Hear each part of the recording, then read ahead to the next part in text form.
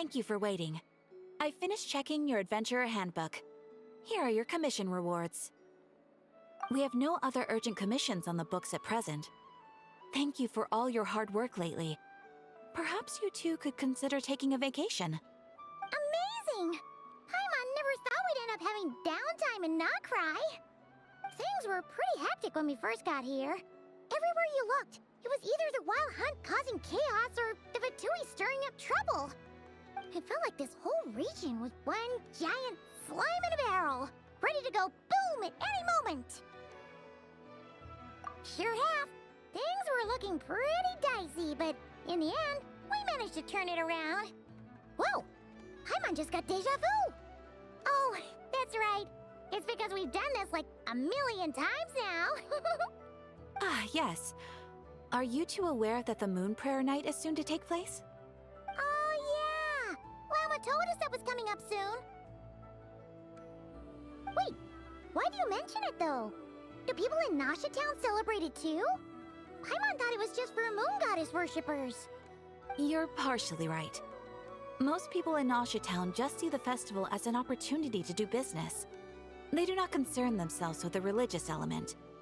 The festival was first celebrated by the Frost Moon Scions. On this day, they would wear moon prayer blossoms and celebrate the birth of the moon goddess through song and dance.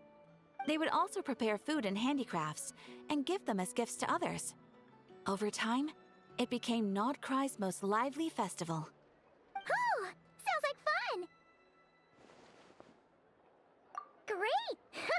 Well, in the meantime, since Catherine doesn't have any commissions for us, let's focus on some personal business instead. When we first got here, you mentioned that this was where your spaceship landed?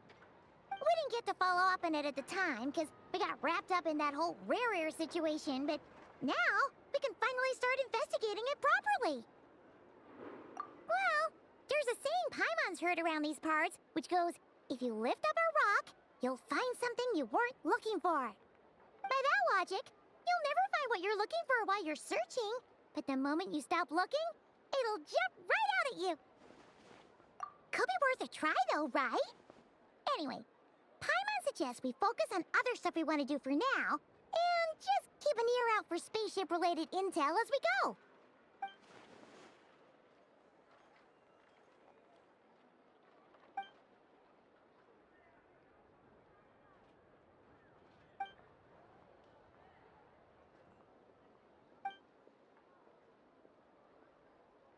What's wrong?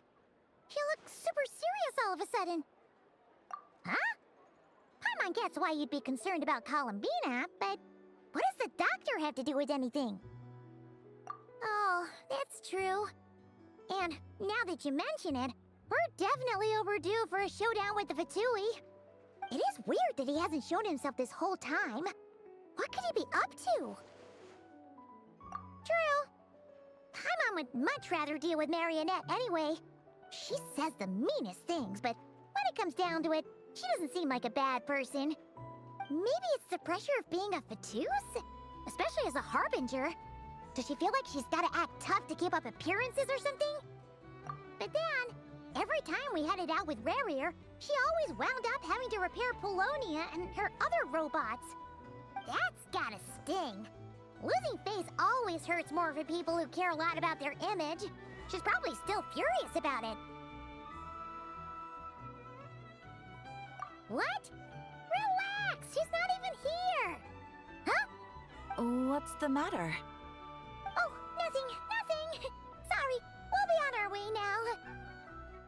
Where are we again? Oh yeah, Columbina? Right, yeah, let's go see Columbina.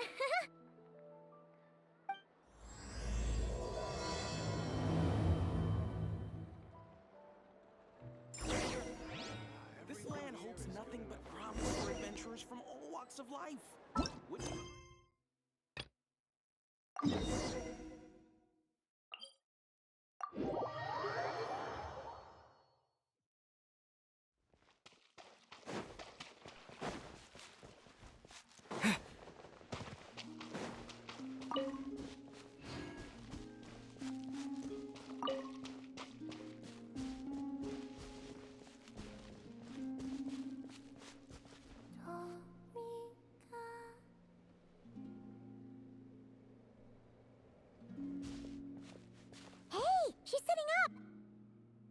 Is me sitting here a rare sight? No, we just thought you'd be resting. Perhaps I would have been, were it not for the sudden arrival of some unexpected guests. Not that I consider it a disturbance. After all, you are the only ones who are free to enter. Would it not be a little unfriendly of me to lie down while we speak? I didn't realize you put so much thought into little things like that.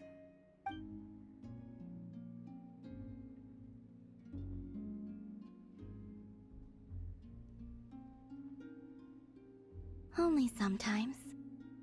There have been moments lately where I think about you and your companions. They are warm, mysterious, and cozy memories. Very few of my past memories are anything like that. They say that travelers return home bearing bags full of souvenirs. But my luggage was empty, and I believed it would stay that way. Return home? So, you're still planning on returning to the moon? Yes. This planet continues to reject me, reminding me that I do not belong here. If I remain into that, there will come a day that I disintegrate. And I don't mean reduced to dust, or turned into food for the flowers. I mean, I will cease to exist entirely. Alright then. Well, we're sure gonna miss you. But it sounds like we'll have to say goodbye. How do you intend to return? The moon prayer night is soon to arrive. On that day, the moon will be closest to Devat. The Kuvaki in this land will reach its peak at that time. I merely need to grasp the tide, and with relatively little effort. Oh, Paimon gets it! It'll work like a slingshot! You make it sound like she's gonna get blasted up to the moon. If I did that, I suspect I would crash into the false sky. I will be using a much gentler approach. But I do like the analogy. It's fun. You see? She gets Paimon's sense of humor. In the blink of an eye, the time has come to part ways.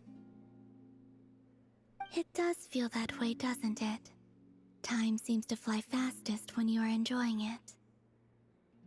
I have always thought of myself as a wanderer on this earth, and it has never expressed any desire to keep me here. Yet, just as I plan to depart, it tugs at my arm. Is this a gesture of affection? Or is the world mocking me? Oh. Were you hoping I can answer that? Yes. You are a traveler, so you must have a lot of experience in this area. Then, what I would say is, enjoy the moment. That's right! Don't overthink it! Happiness is happiness and joy is joy! The point is to enjoy it, not analyze it! I see. Then what I would say is, even though I am very tired right now, I am still happy.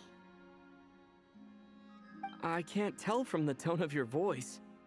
Oh, really? You don't think I sound happy? I'm just kidding. I could tell you were in a good mood today from the moment we saw you. Ah, a joke. Albeit not a funny one.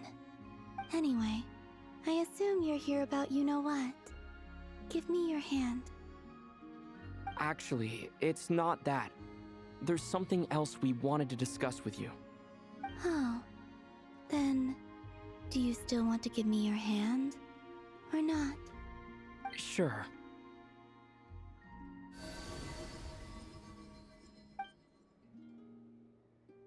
Thank you.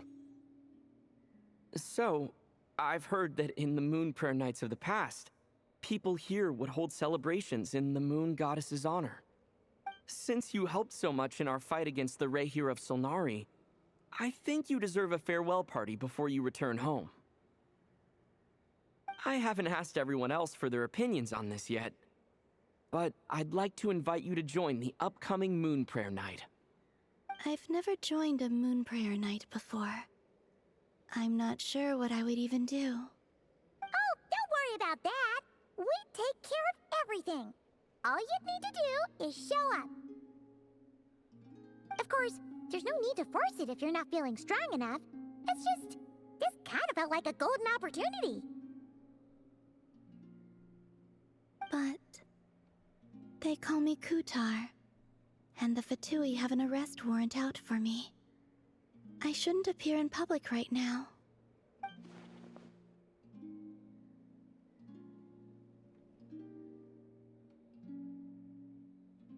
I'll make it work. You have my word. Yeah, we got your back. Well, he does. Paimon's actually not too sure what he's planning. All right, if you're sure. I will not refuse your invitation. I suppose it wouldn't hurt to pack a few more sights from this world into my suitcase before finally learning what my homeland looks like.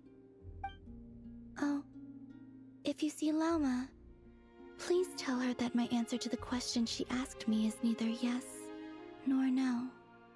Rather, it is, there is no need. That was kind of cryptic, but sure. Guess it's between the two of you. We'll pass along the message. Bye for now.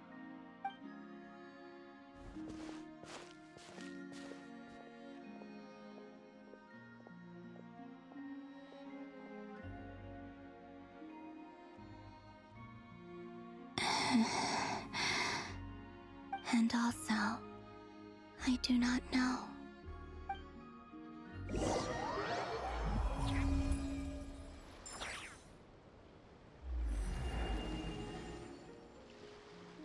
Since she's agreed to join the festival, let's go see who else wants to take part.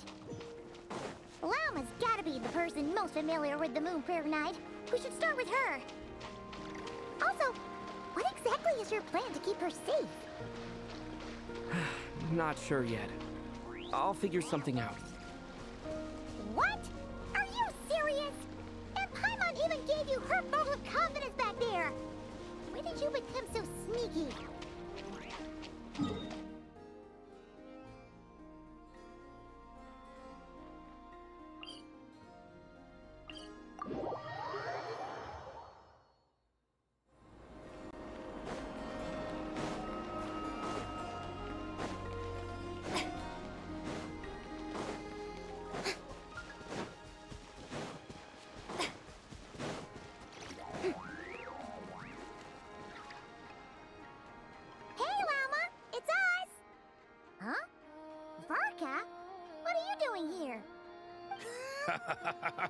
Beats me.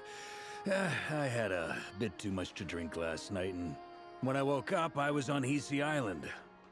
Mr. Varka is helping to oversee Nasha Town's preparations for Moon Prayer Night. He is here to go over some details regarding the decorations and custom cloth designs. Right, yeah, that too. What do you mean, that too? Yes. Celebrating this festival is a long-held tradition here in Nocturne. On this day, the crescent moon at the top branches of the verdant crest turns into a full moon, and the moon prayer blossoms bloom with a special radiance. Our people take these to be blessed omens. It's an especially welcome event coming off the back of all that nasty business with Rare. Everyone got put through the ringer recently, and now they're looking to turn their fortunes around. The big shots in town all agree that a big, lively celebration is just what we need to rebuild people's faith in this place. No wonder Catherine said that people weren't so bothered about the religious element. That's right. It's become more of a local custom by this point. The celebrations have little to do with whether the religious stories behind this event are true or not. Even the Frost Moon Scions are eagerly awaiting the coming of Moon Prayer Night, despite now knowing that their past beliefs were founded on a falsehood. That's fair. It's a bit like the Lantern Ride in Liyue. It's a chance for people to enjoy themselves, not debate the existence of the Adepti.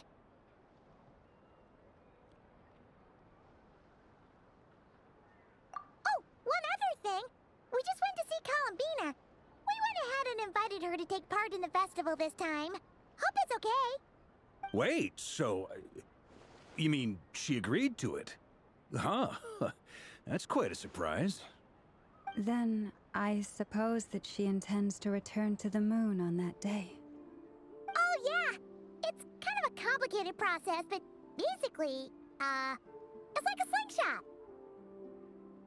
I understand. In truth, I had a feeling that she might make such a decision. Well, if Kuthar has decided to participate in the festival, we should prepare accordingly. Yeah, exactly. She was saying how it could be risky for her to show her face in public. We were wondering if there was any way we could hide her. Unfortunately, the people who carved the statues did an excellent job of capturing her likeness. It will be very challenging to hide a goddess whose face everyone is so familiar with. Darn! We may have bitten off more than we can chew here. Nah, don't sweat the small stuff. We can handle that. Huh? Are you saying you have a plan? Not as such, no, but the most important thing with a festival is to keep the mood light and your spirits up. You can't go preparing for a festival with those long faces. You'll never convince anyone to enjoy themselves. The Mondstatter spirit is strong with this one. As it happens, I agree with Mr. Varka. Let's start by making our appreciation for Kuthar the beating heart of the festive atmosphere. And who knows? Once we get the ball rolling, perhaps everything will just fall into place. Hey! Did you catch that? Llama said the thing! Or close enough, at least. I'm looking forward to the Moon Prayer Night already. We have a festival in Mondstadt called Windbloom, and you can always tell which couples are celebrating it for their first time by the smiles on their faces. Big, beaming smiles like their whole face is glowing. And I have a feeling we'll get to see that same smile on the Moon Goddess's face at this festival. Not quite the same, surely. Anyway, I'll take care of business in the city, but I'll have to leave the decor up to you and the Frost Moon Scions. No one else can capture that traditional aesthetic quite like you guys.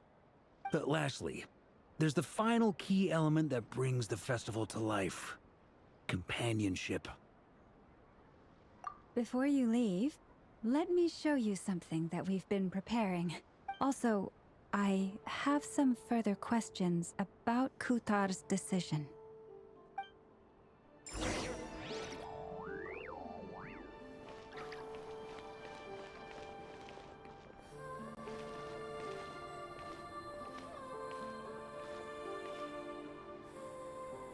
Huh?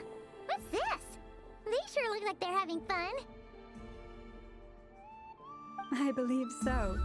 Kuhenki seem very skilled at playing drums like these, although I'm not sure where they learned it from. Maybe it's an innate talent? In their eyes, they're probably just playing with toys.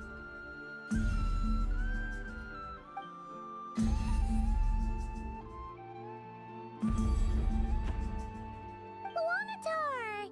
You want to play too? Yeah. She looks more confused than anything. Maybe we can teach her next time if we get the chance.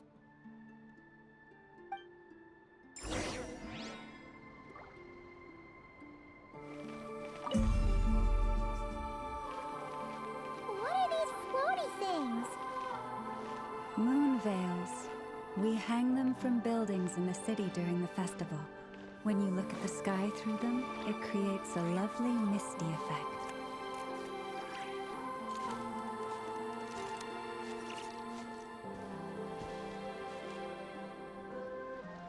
Everyone seems hard at work.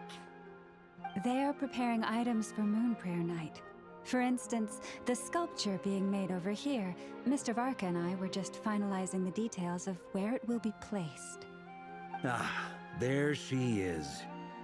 I didn't know the finished article would be so large. Not to worry, though.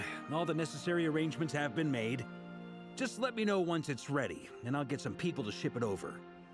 You have my thanks. And over here, we are preparing a very traditional confection. Oh, look at all these colors! It looks great! Can Paimon try one? Of course. I have a feeling you'll like it a lot. You bet! Sweets and treats are Paimon's favorite! If you included those in the Feast of the Moon, I bet Paimon would have joined the Frost Moon Scions by now. There will also be verdant crests like this present in Nasha Town during the festival. The timing of Moon Prayer Night is not completely set in advance. We make a rough estimate, then observe the changes in the verdant crests and moon prayer blossoms to guide us. As such, the wait itself is a fun feature of this particular festival.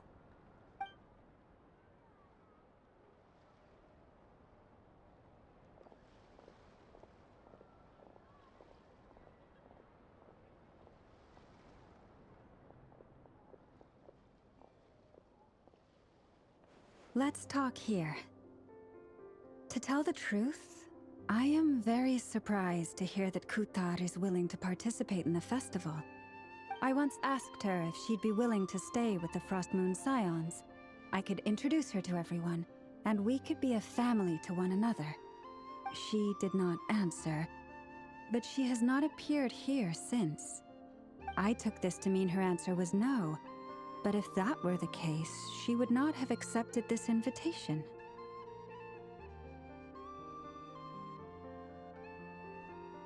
Ah. I see. Maybe she is right. Maybe the Frost Moon Scions of today no longer need a moon goddess.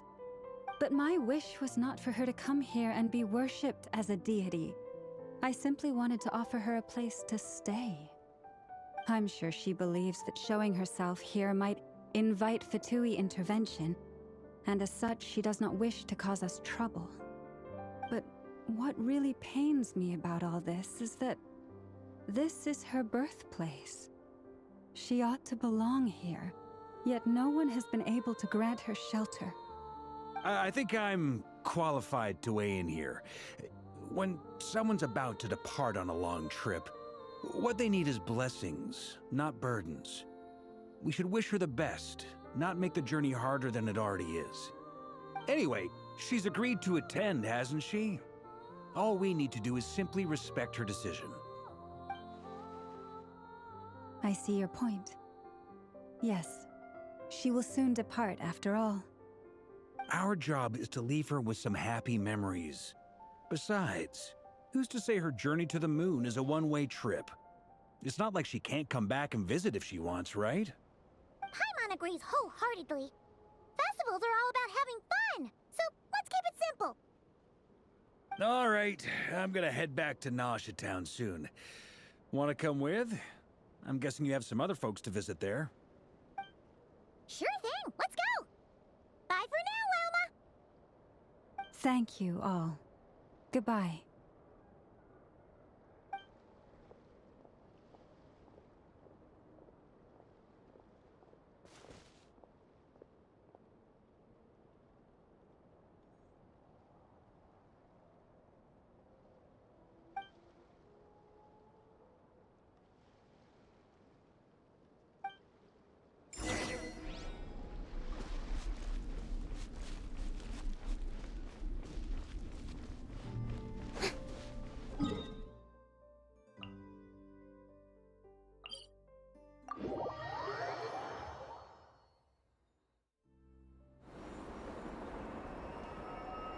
Huh? Hey, over there! It's Durin and Albedo with Flints! What could they be chatting about?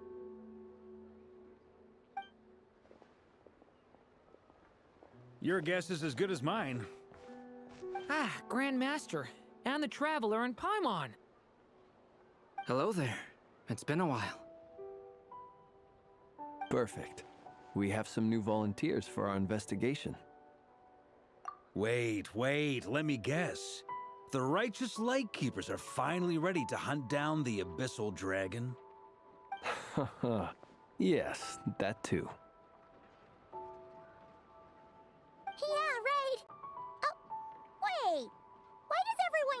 saying that too. Well, to be precise, the facts match, but not the causality. Wait, so I guessed right? Half right. Don't act so impressed with yourself. Maybe I can explain. We ran into Mr. Flint's north of Noshatown. At that time, we just noticed a few abyssal creatures out in the wild, but the strange thing was, I didn't detect any traces of abyssal energy on them at all. On closer inspection, we realized that they were not real monsters, but something akin to reflections in the water, or perhaps a mirage. Huh? What do you mean? Like, you could see them but not touch them? Exactly. It was very peculiar. They roared and tried to attack us, but we could not make any physical contact with them. I think I've heard of things like that happening in Nocturne before, but I don't know much about it. Yes, it's a known phenomenon. Mirage-like illusions tend to appear in Nodcry in the run-up to Moonprayer Night. From a distance, they appear quite real. I myself thought that Misters Durin and Albedo were locked in battle with abyssal monsters when I first arrived. But after sharing intel and investigating a little further, we can confirm that these illusions are harmless. There is no great cause for concern. All the Mirage stories I've heard are either animals, rocks, or small houses. Abyssal monsters, though? That's a first. It's a first for me, too. So I'm planning to look into it further just to be on the safe side. I intend to inspect a few more locations. What about you two? Any plans? Alice contacted me a few days ago.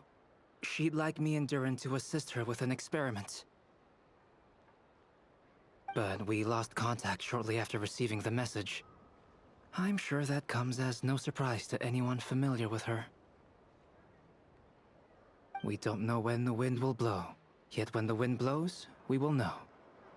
That, in a nutshell, describes how Alice operates. Yeah, that tracks. Okay. Well, I suggest we investigate this Mirage business in the meantime. It's piqued my curiosity, and I'm pretty sure I know someone who will already be 10 steps ahead of us. Well said. Right?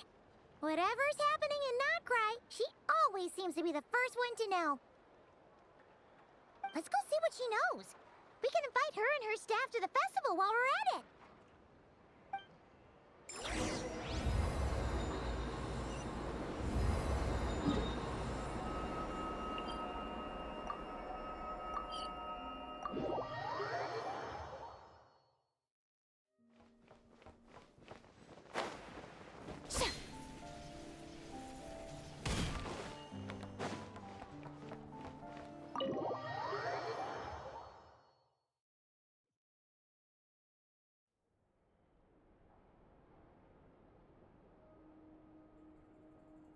You're right, I have noticed. There's certainly something a little fishy about this situation. Only a little, though. Records indicate that this phenomenon can occur in the days before and following Moonprayer Night. That said, it has always been a rare sight in the past. The odds of encountering these phantoms are similar to looking up in the night sky, happening to see a shooting star, and managing to make a wish before it disappears. But this time, either everyone's getting lucky, or they're appearing far more frequently than usual. Yehoda's out gathering intel as we speak. In the meantime, let me check off some points of interest. First, the Abyss. The ones we saw seem to be abyssal monsters. Indeed. But we have identified one location where many more of them have made an appearance. And not just monsters, but human phantoms too. Given the scale and nature of the phantoms, it's almost as if someone's last memories are coming to life. Or perhaps the memories of multiple people. Oh. So you mean the phantom monsters are hunting down the phantom humans? Exactly. The phantoms can interact with each other, but we have no means of intervening. In addition, some of the human phantoms would seem to be from the very distant past. This is clear both from the clothing they wear and the stories they tell. They claim to be from Hyperborea, a name which I've heard from Lauma before. If this is true, it means they must be from 6,000 years ago. Did Paimon hear that right? 6,000 years? It sounds like this merits further exploration. That'd be a big help. I'll leave it with you, Albedo. My knowledge of ancient history is non-existent. I used to doze off every time the pre-Knights of Favonius era came up in class. It's quite a miracle that you were able to understand these phantoms' speech, given how long ago they lived. I suppose you're right. But I'll leave the archaeologists to ruminate over that conundrum. As an intelligence broker, my sole interest is in the value of the information I gather. Which, in this case, hopefully means earning myself some good favor with our dear Lady Moonchanter. So calculating. Whew, this intel broker logic always catches Paimon by surprise. Sounds to me like we could split the work up. I think the abyssal phenomenon is best left to Albedo, Flints, and me. Agreed. It coincides with my duty as a lightkeeper. For my part, I'd like to understand the abyss better. Even a little knowledge would go a long way. This is certainly a rare opportunity to study the abyss. But even rarer, perhaps, is the chance to make contact with the ancients. The Curatorium will take the lead on investigating the Hyperboreans. We put in the work to learn what we know so far. It seems only fair that we get some quantity of exclusive intel. That just leaves our trusty team of 2 unassigned. Since you became an honorary knight, of course. This was part of my grand plan all along. Ha ha ha! Oh yeah, by the way, we managed to convince Columbina to come to the Moonprayer Night celebrations. Would you and Yehoda like to join too? She agreed to that? Huh. Quite an achievement. Never underestimate the traveler, I guess. I'd be happy to join. No point shutting myself inside when the streets are all decked out. I doubt any clients will be visiting during the festival in any case. And Yehoda loves a party, so I'm sure she'll jump at the opportunity. No, no, no, no, no, no, no, no, no, no! Way to contradict me in front of... Wait, no, that's not what I have bad news, boss. So many people. All right, everyone inside, quick!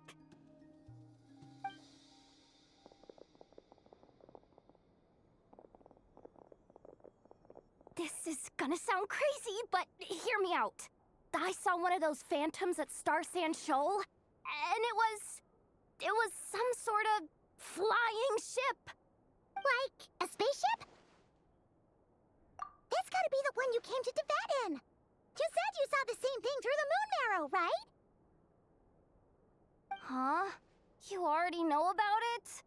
Ugh, I thought I was gonna blow people's minds. Turns out I'm the last to find out. Wait, back up. You came here in a spaceship? Now my mind is blown! What's it like on the inside? Was it like flying through space? I want to know everything! Yep, exactly.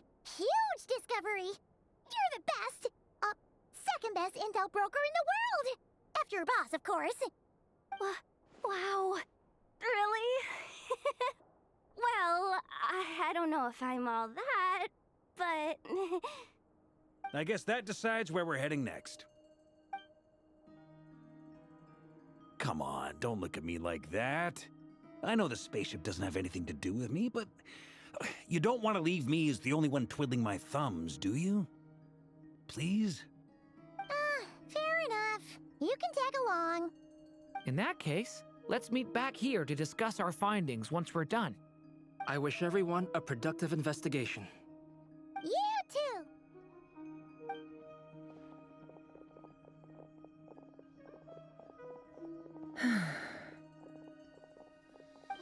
What's up, boss?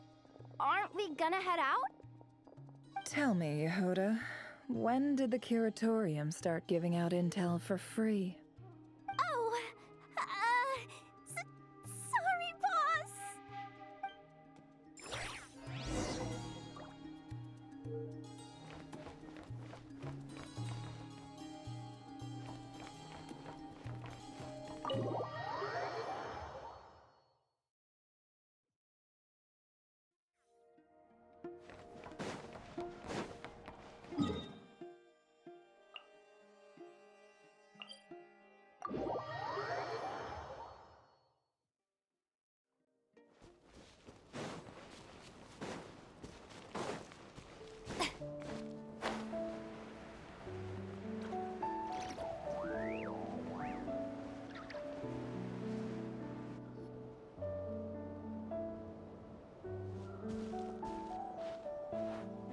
Wow, what do you know? Yehoda was right on the money.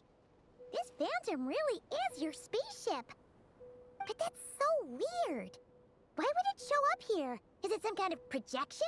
Or a ghost? Like, maybe it no longer exists, but somehow it left an afterimage? Ah, you're already here. Miss Lauma, what a surprise. I thought you were busy with festival preparations. I was, until one of our people informed me that a strange sight had appeared at Starsand Shoal. No one's ever seen something quite like this before. I thought I should see it for myself. Same here. Oh, so we heard that these things appear around the festival period. Any idea why that is? Unfortunately not. We have very limited information about them, since they can't be interacted with. And no human phantoms have ever made an appearance before now. The most we've been able to deduce is that these sightings appear to be connected to the increase in Kuvaki energy around this time. Yeah, seems like that's all we can do. This is all so confusing. Allow me to lend you a hand.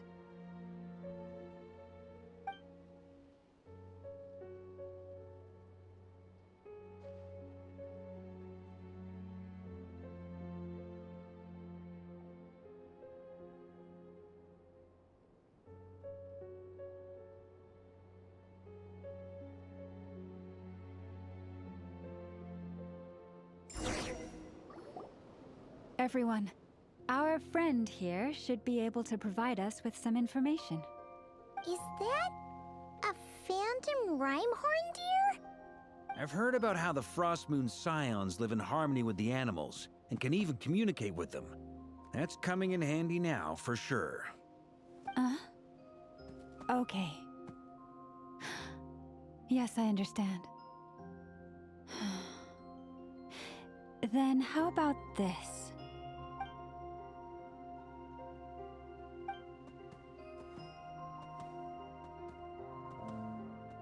Oh, it's leaving. It appears to share our curiosity about this giant spaceship, so I asked it if it wouldn't mind investigating along with some friends. In return, I told it about some nearby spots where the wild fruit grows abundantly.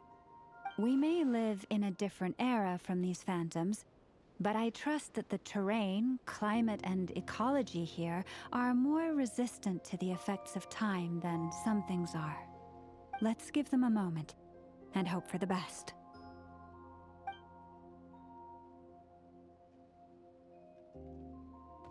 All back together? Must have been a lot of fruit. Indeed. Now let me ask them some questions.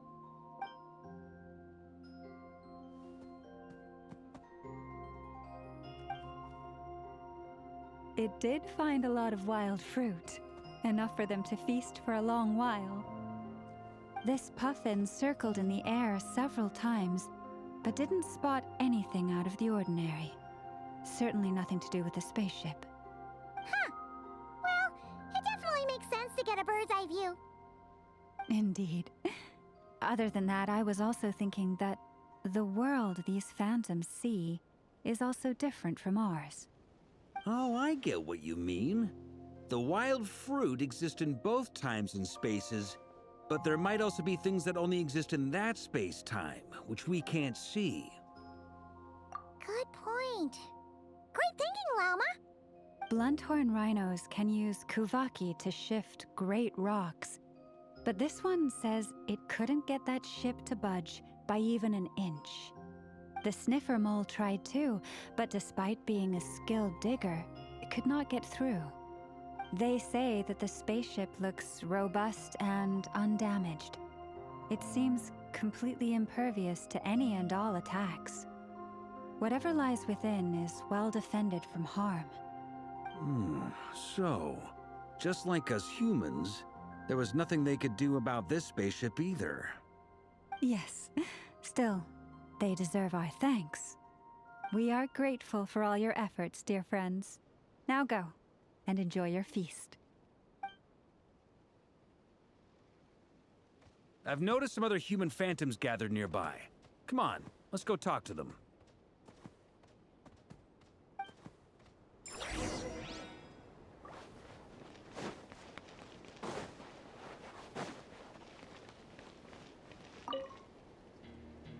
What is this thing? I've never seen it move, and there's no way to get inside. Goodness knows. My grandpa says it's been sitting here at least since his grandpa was still alive. What about his grandpa? Did he say anything to your grandpa's grandpa about it? Huh? I don't know. In all likelihood, it was here back then too. Hard to imagine something this huge could move. Guess that means that as far as they're concerned, this ship's been around a long time.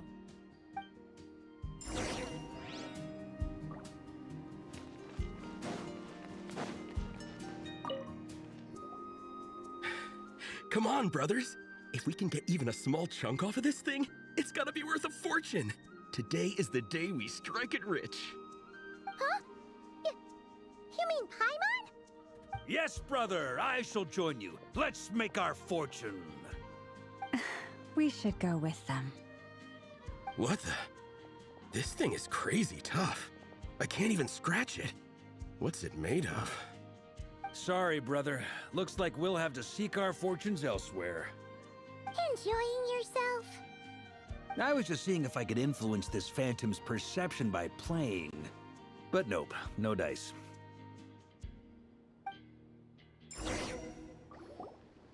I'm sure we're all starting to build up an idea of what's going on here now that we've spoken to some of the people. These phantoms are reenacting real historical events in Nodcry.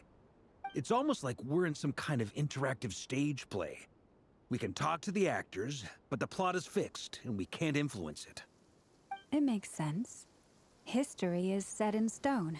The objective facts of the past cannot be changed. Paimon totally thought you were just goofing around earlier. But actually, you were doing some serious investigating. Of course I was. Anyway, at this point, I think we're forced to conclude that although the Phantom spaceship is right there in front of us, we aren't going to learn much about it from these people.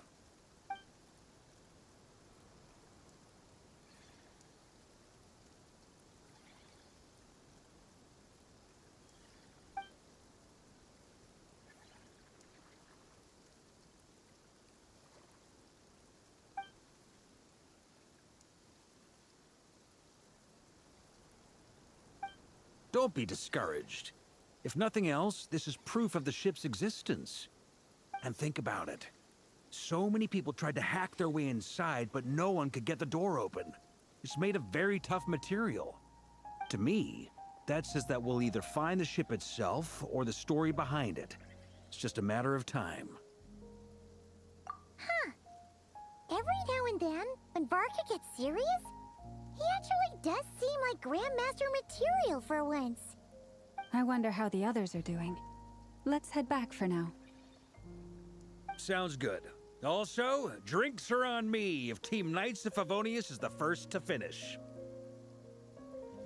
Wait, we have a team name now?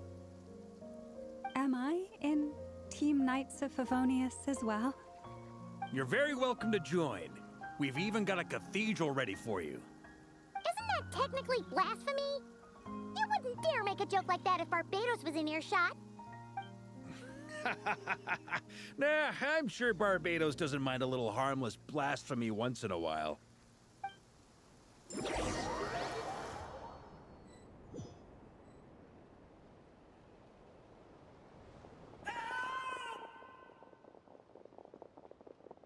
Oh, no!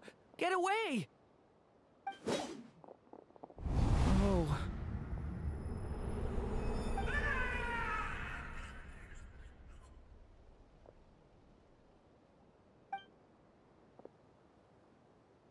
I know it's hard to stomach, Mr. Duran. But as I'm sure you've noticed, there is nothing we can do to intervene in that which unfolds before us. But we have to at least try. And try you have. But are you aware of how many unsuccessful attempts you've made now? I wasn't keeping count. I'm afraid this is the 39th failure so far. Or the 5th if we're only counting this particular victim. There are no indications that these phantoms may be altered in any way. You seem to have calmed down a little. I'll make us a fire. You should rest and have some water. Feeling any better now, Mr. Duran? May I ask a few questions? Be my guest. What exactly are we witnessing here? What happened to those people? My guess would be that we are seeing Nocturne during the Conrian Cataclysm. Would that be accurate? Conria. That is correct. As you know, once the Abyss senses even the tiniest crack, it floods in and spreads like wildfire. There was a time in the distant past when it permeated all of Nocturne, causing immeasurable harm. The people paid a terrible price to heal this land. Then, 500 years ago, the whole of Teyvat suffered an abyssal disaster. Once more, Nocturne was dealt a devastating blow. I see. In the face of the abyssal onslaught, all were like grains of sand tossed around by a tidal wave. Be they human, fae, or god. The moment you witnessed is but one drop in a whole ocean of catastrophe. All right. I guess that answers my second question, too. I wanted to know why there's nothing I could do to help them, and that's because what we are seeing is history. That would be my guess as well. As I understand it, history and fate are not all that dissimilar. The latter may be unseen to us, but both are immutable. Yes. Fate was determined long, long ago. I still have a couple of other questions for you, Mr. Flint's. You mentioned more than one abyssal disaster that has struck this land in the past. How can you be sure that what we're seeing is from the Conrian incident? And also, how are you able to stay so calm when you're talking about these events? From everything I know about you, you're not cold or ruthless, and you're not indifferent to the suffering of others. Alas, I am forced to show my age. I must be 600 or 700 years old by human measure. Wait, so you... One is not easily moved by history when one has witnessed the truth firsthand. I'm sorry. You needn't apologize. Your passion is a good thing to have. Treasure it, because someday you may find it in terribly short supply. Now, at the risk of offending you, I have a question in return. Your curiosity toward the Abyss, is it born from hatred or because you sense its call? I only ask because I kept a fragment of Rarir's body in my lantern for a short time. Specifically, his heart. So I know what a burden it can be to carry the Abyss with you. And I hear its power growling from somewhere within you. In my eyes, your mere existence is a miracle. My honest answer is... I don't know. I don't think I have the confidence to say for certain. What I will say is the Abyss is not the only issue that haunts me. Even before I became who I am today, the question dogged me constantly. Should I even exist at all? My doubts remain unresolved. But when we fought Rerir, something became a little clearer to me. Sometimes it is the darkness within us that allows us to achieve the impossible. I certainly got the sense from your 39 attempts that you were trying to achieve the impossible. It sounds like you've resolved to see the truth for yourself. Absolutely. In that sense, he and I are quite similar. Then I wish you every success. I look forward to the day of your transcension. Well, if everyone's caught their breath, I suppose we should head back. Oh, and one last thing. I'd appreciate if you kept our discussion about history a secret.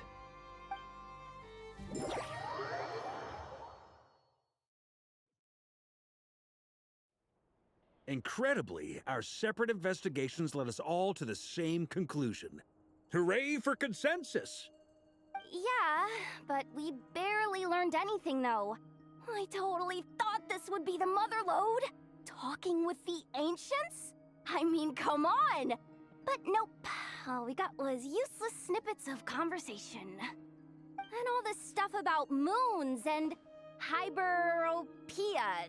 What a load of baloney. Seems like people back then had a few screws loose. I understand your frustration. We found the same issue. Each phantom only showed a very brief moment in time.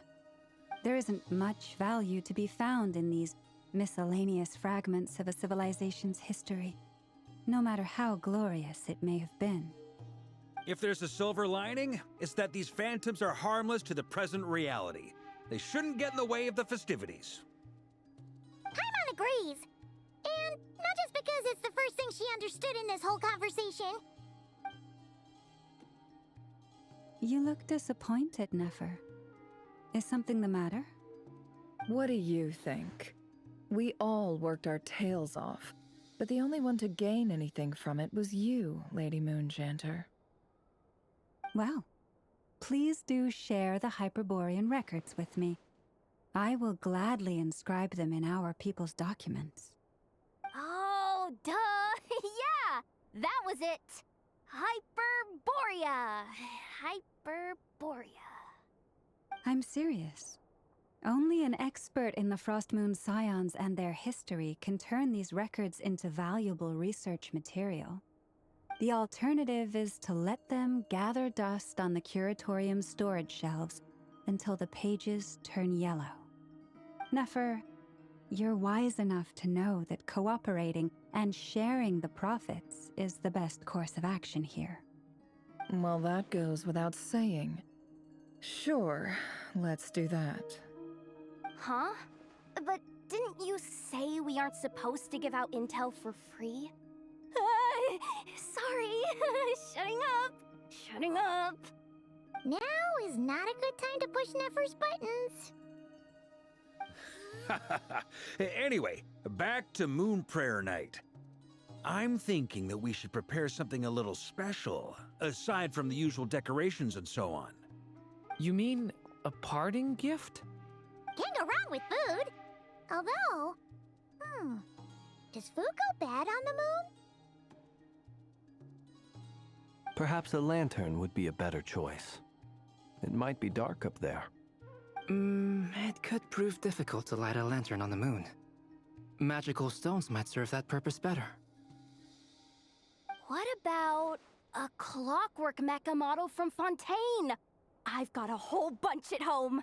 I use them for fighting practice in my free time. None of these sound like things she would be even remotely interested in. But we don't interact with her enough to know what she likes.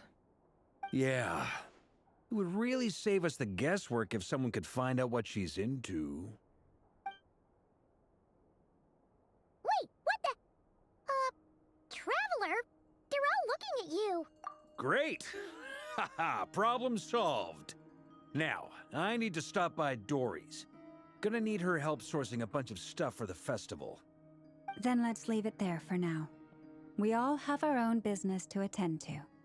Traveler, if you find out what Kutar likes, let us know right away.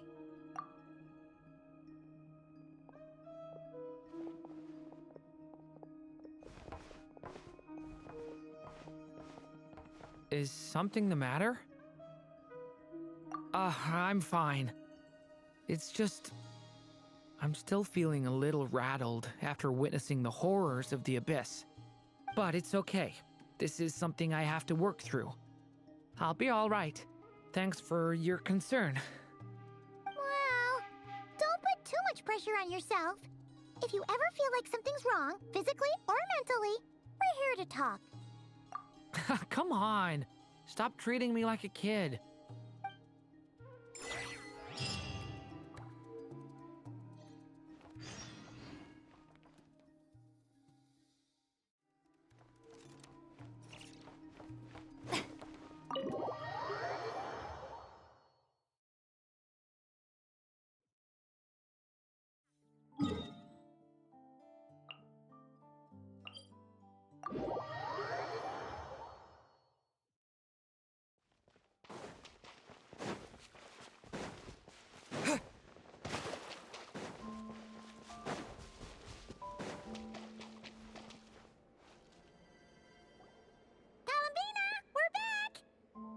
Huh?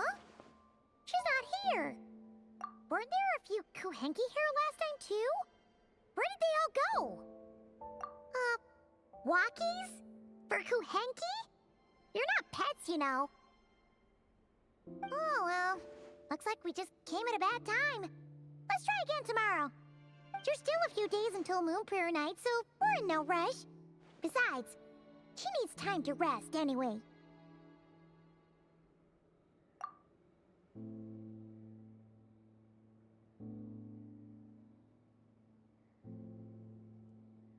Kalamina! Are you back yet? Oh, how strange. Looks like she still isn't here. Right? It's not like her to spend so much time outside. Especially since she's worried about attracting unwanted attention. What about Luonatar? Luonatar, you there? Hey! Do you know where Kalambina went? Sorry, didn't understand. But if you know where she is, could you take us to her? Yeah, that's even stranger. What about him? Oh, that's not good news. They change color when Kalambina gets weaker, right? And they look super pale right now. Good idea. She might know what's happening.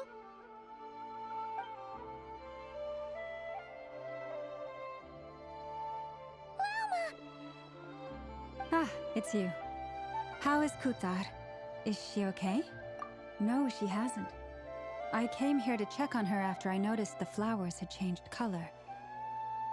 Based on past precedent, she must be very weak right now.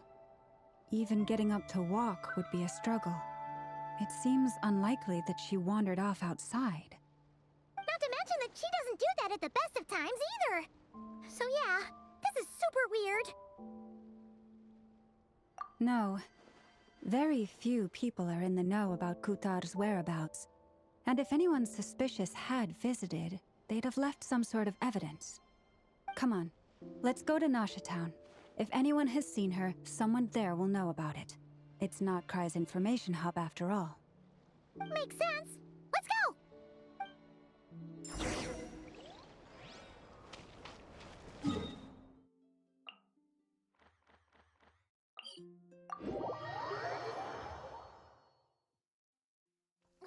It's pouring out here!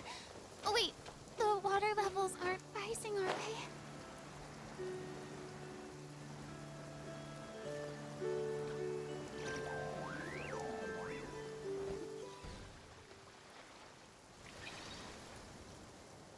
Wait a moment. Is it just Paimon, or is this stall kind of suspicious? It's never been here before, right? No, I don't recognize it. Alas, your free and easy adventure time is over. Now, prepare to face the final boss of Nod Cry. Whoa! Where'd that voice come from? Not sure, but it's definitely hostile. No, no, no, not that way. The final boss is right here. The sniffer mole? That's the final boss? Surely not. Also, Okay, the jig is up. I'll stop teasing you. Turn around. I'm right behind you. It seems I've managed to leave quite an indelible impression, even though you've never seen my face. Ah, nothing could make a great mage more pleased with herself.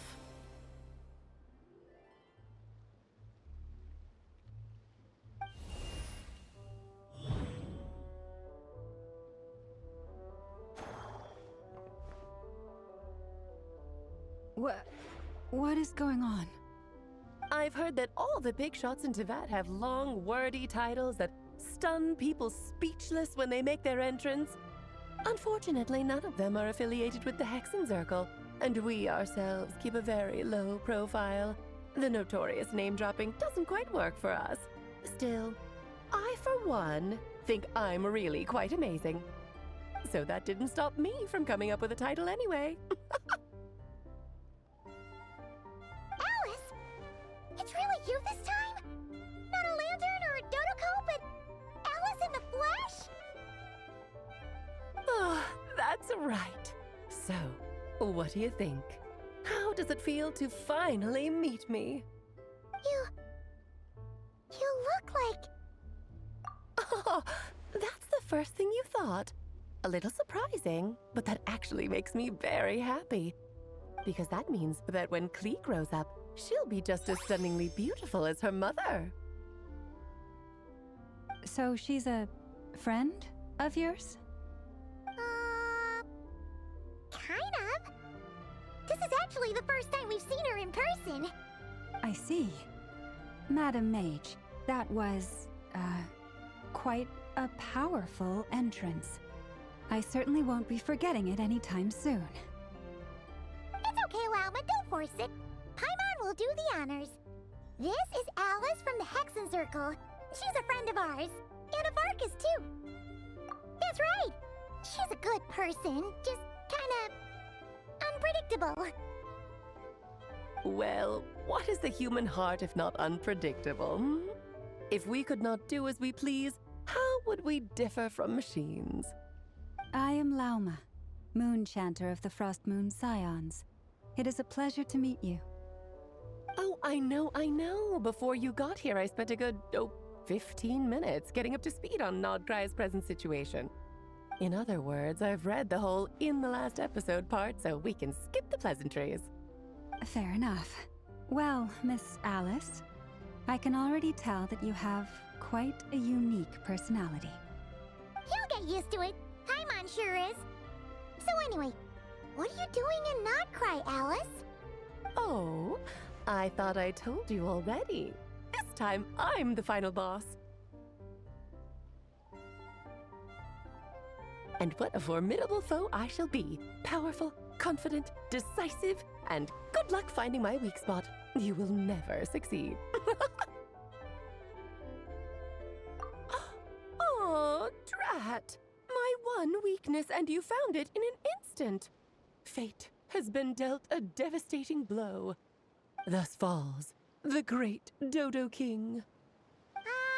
Why are you playing along with this nonsense? For funsies, of course. What's wrong, Paimon?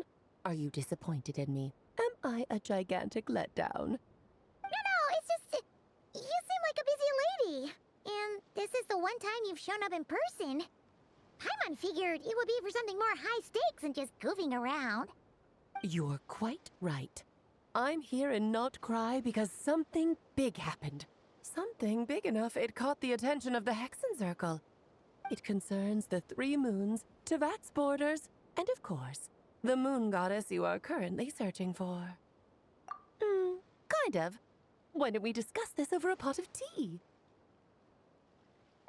My main reason for coming on this trip to Teyvat was, of course, to have some fun.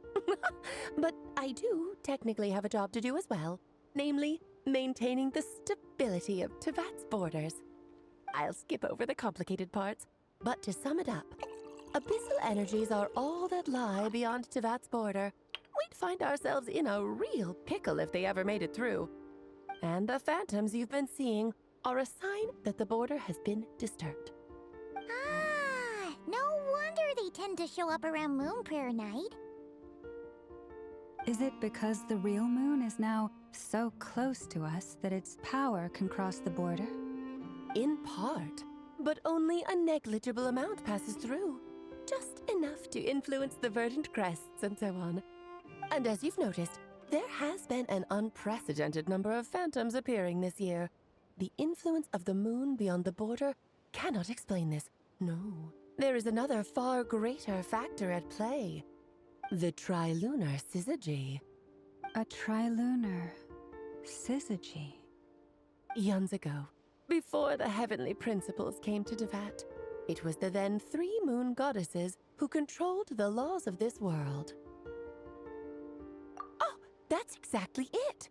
The 3 goddesses split these powers amongst themselves, promising never to consolidate them into one singular body. This was meant to keep the world stable. But, fast-forwarding to the present, the eternal moon's marrow is with you, while the iridescent moon's marrow, which should never have appeared in this world, has been retrieved. Add that to the presence of a moon goddess in the flesh and... the power of all 3 moons is gathered here in Nocturne. There hasn't been an event like this since the War of Funerary Flame.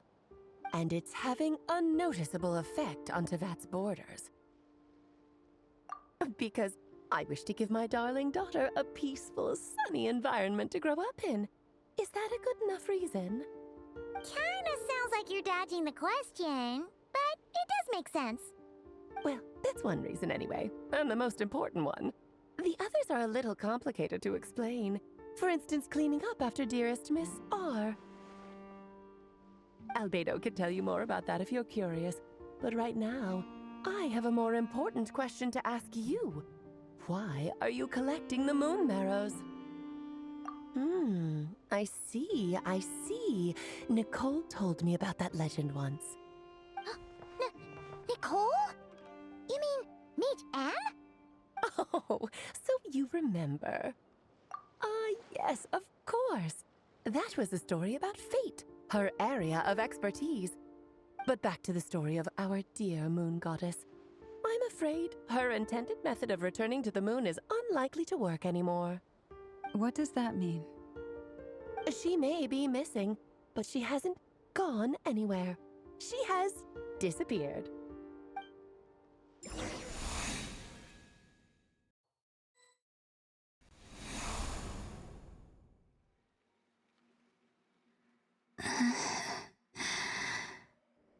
My body is so heavy.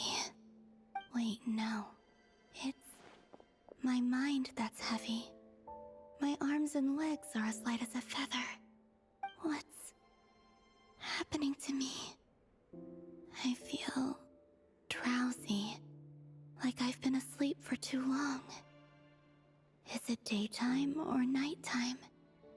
Is the moon out? I think I'll go for a walk.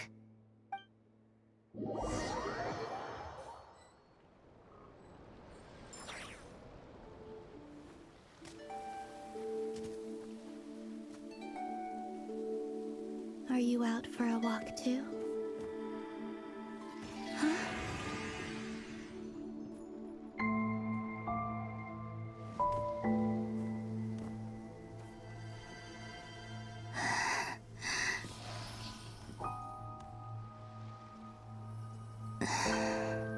The day has come at last.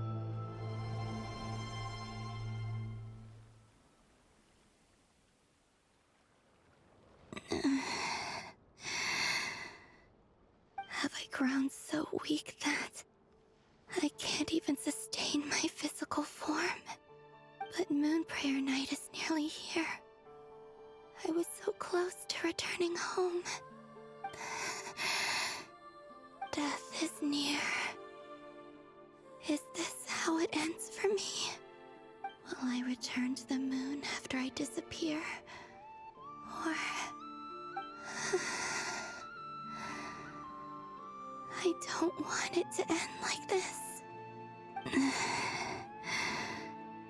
So far, at least, I still exist. Even if not physically, I can still feel. But as my power wanes, I'm sure that too will fade. I suppose I might take one final look at this world. The world where I was born.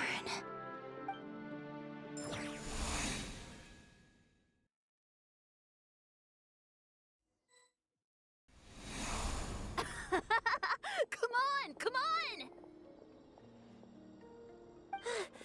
Wait for me! The Frost Moon Enclave. How much it has changed since I was born. These decorations, they're so heavy.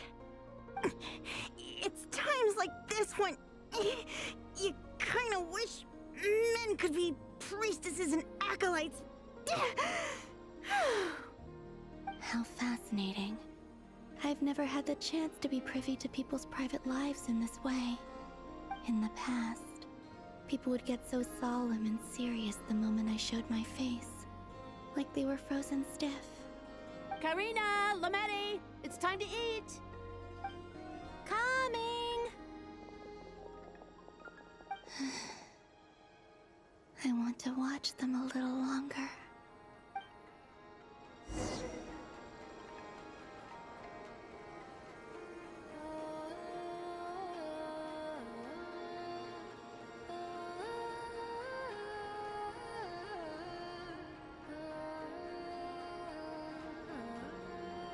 So just fill these balloons with air, right? Yep. Try a couple now to test things out. The rest can wait till Moon Prayer Night. Think fast. Rita! Teasing an acolyte of the Frost Moon Scions? Surely that's a punishable offense. Take this!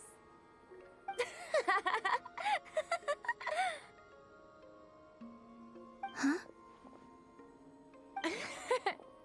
All right, enough horsing around. Lady Lauma gave us a task. We should get back to it.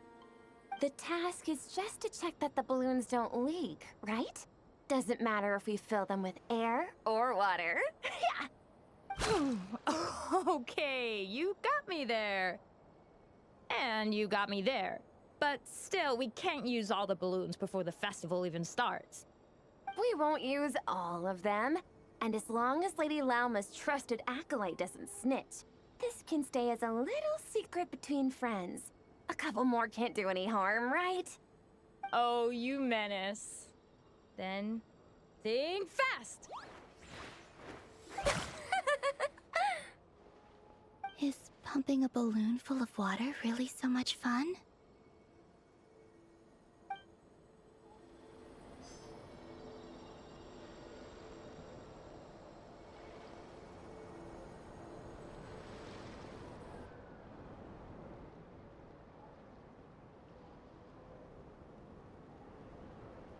I'm sure you're both tired from playing all day. Come on, eat up. A plain, humble meal. That has always been the way of the Frost Moon Scions. Huh? How come Lametti got a midsummer berry dessert? I always get Lockaberry. I don't mind sharing. You can have a bite of mine if I get to have a bite of yours. Hmm? They're sharing food? I've never shared food with anyone before. Even at the Harbinger tea parties, everyone just ate off their own plate. And when I couldn't finish my food offerings from the Frost Moon Scions, they'd leave the leftovers out under the moonlight for the animals to claim. Hey! That was 2 bites! Oh, then you can have another bite of mine. Oh, you too. Oh, don't fret now. Here, have some of Granny's too. So this is what it means to be family.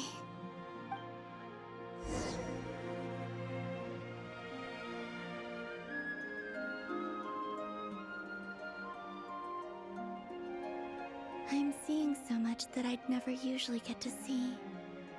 They'd never act like this when I was around. It's nice, being able to just watch people in peace in these final moments. What a rare opportunity. I think I'll go take a look around Nasha Town, too. Maybe the Traveler will be there.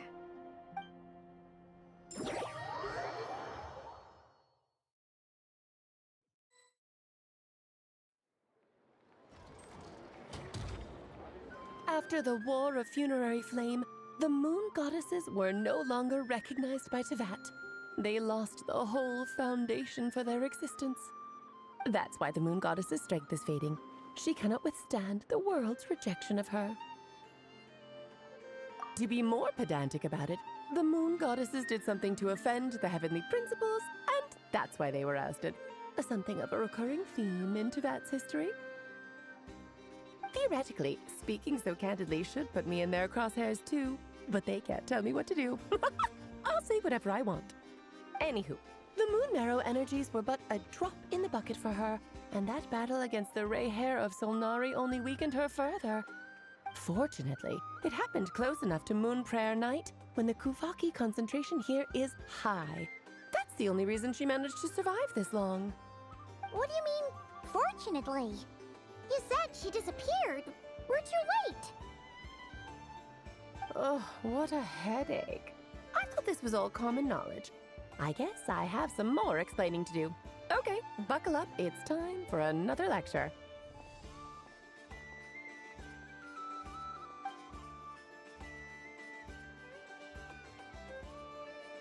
Now, I said earlier that the Moon Goddesses lost the foundation for their existence. The reason for that has to do with the natural order. Basically, the rationale for their existence in Teyvat was lost. The same logic applies to the present Moon Goddess too. Consider her existence so far. Her comrades in the Fatui called her Damselette. And she was worshipped as Kutar by the Frost Moon Scions. But these connections have now been severed, whether by her hand or yours. So, the rationale that once sustained her existence is now gone. Wait, we did that to her? Oh, well, strictly speaking, yes. But let's not start pointing fingers, shall we? I'll only end up as the big bad villain, and that's not the kind of final boss I want to be. Of course I do. I'm only the greatest mage in the whole entire world. Now, if you wish to find your Moon Goddess, there are two problems we need to solve. Firstly, we'll need to strengthen the connection between her and Teyvat, at least enough to sustain her until Moon Prayer Night. Strengthen her connection. But does that mean I'll have to rally all the Frost Moon faithful behind this? I'm afraid a bygone faith and a former home won't be of any help to her now. Do you know her name? Her name? Oh, yes. Names are very important things. A name is a fundamental concept that anchors one's entire existence. Then your first job is to find it. As a Moon Goddess, I'm sure she must have a name she identifies with. Neither Columbina nor Kutar is her true name, and she's never really accepted either of them. So, finding out her real name is enough to sustain her existence? Yes, I know it sounds like a small step, but every journey begins that way. So for now, that's all we need to focus on. The second problem is with her plan to use the Moon Marrows to return to the moon. Unfortunately, piercing through the false sky will take an enormous amount of power. Given her current condition, she won't be able to provide anywhere near enough power, even if she recovers her physical form. But no need to fret. Nicole's the expert in this field, and I'm sure she'll figure something out. Wait, Mage N is going to help us out too? That means we've got 2 Hexacircle mages on the case.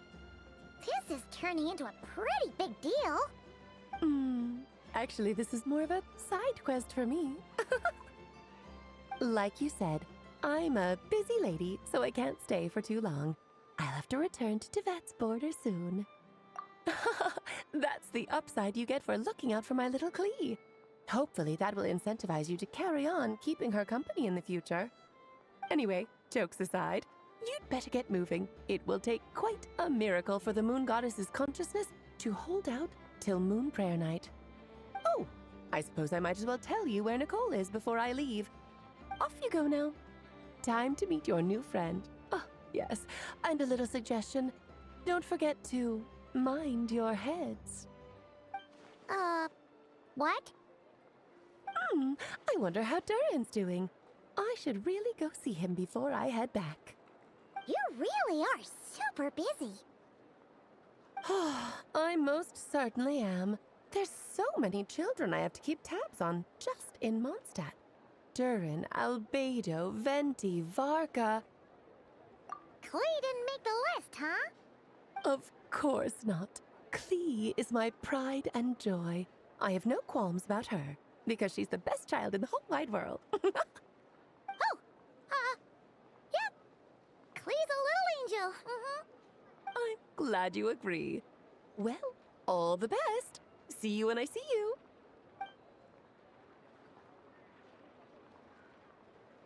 She left in a hurry. Yeah, she didn't pack up her stall. Should we handle it for her? I must say, I'm now very curious about her daughter. Klee, wasn't it? What's she like? That's a long story. Come on, we'll fill you in as we go.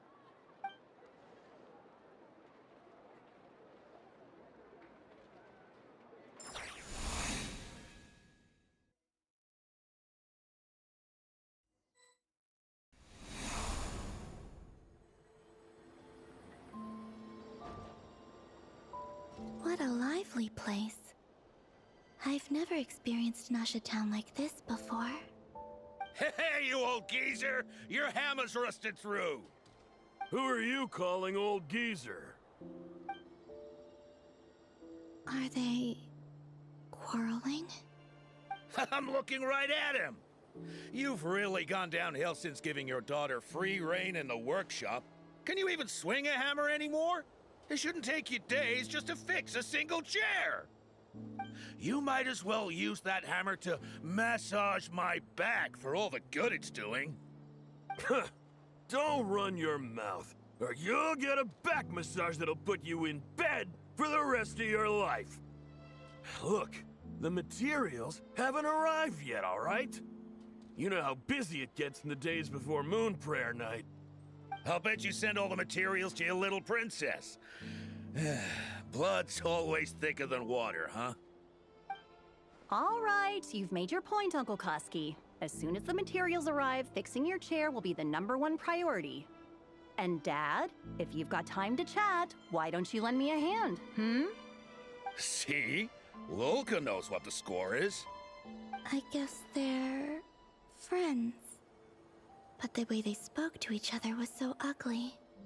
Then again, it wouldn't be the first time I've seen something like this. Columbina!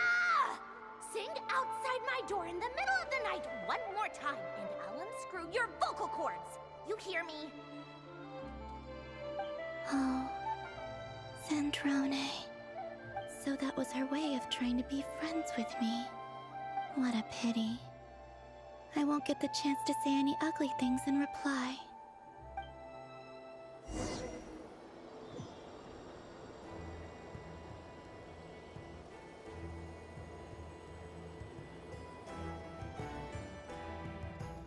Hey, have you decided what to give her for Moon Prayer Night? I sure have. She's gonna get the surprise of her life when she's least expecting it. Then I'll whip out the ring and pop the question. The surprise of her life. What a fun turn of phrase. Cool, I get the picture. You can spare me the gushy details. Ooh, looks like we have a customer. Hello there, ma'am. Would you like some Moon Prayer Night candy? Huh? Is he talking to me? Can he see me? Here you go.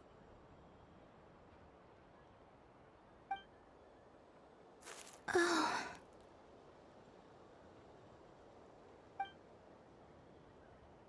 Come back anytime. Right. Now, where were we? I don't know why, but I still held out hope.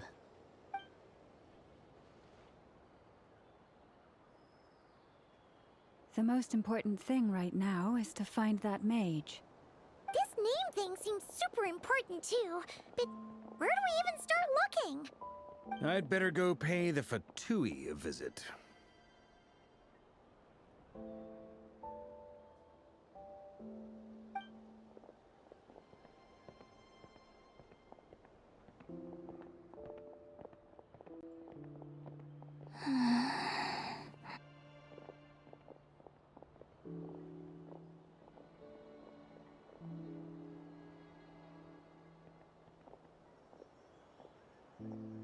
Columbina?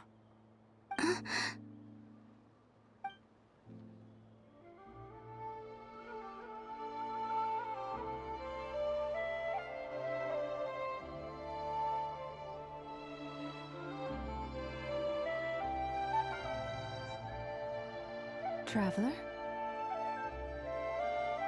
Let's go! This is no time to be spacing out!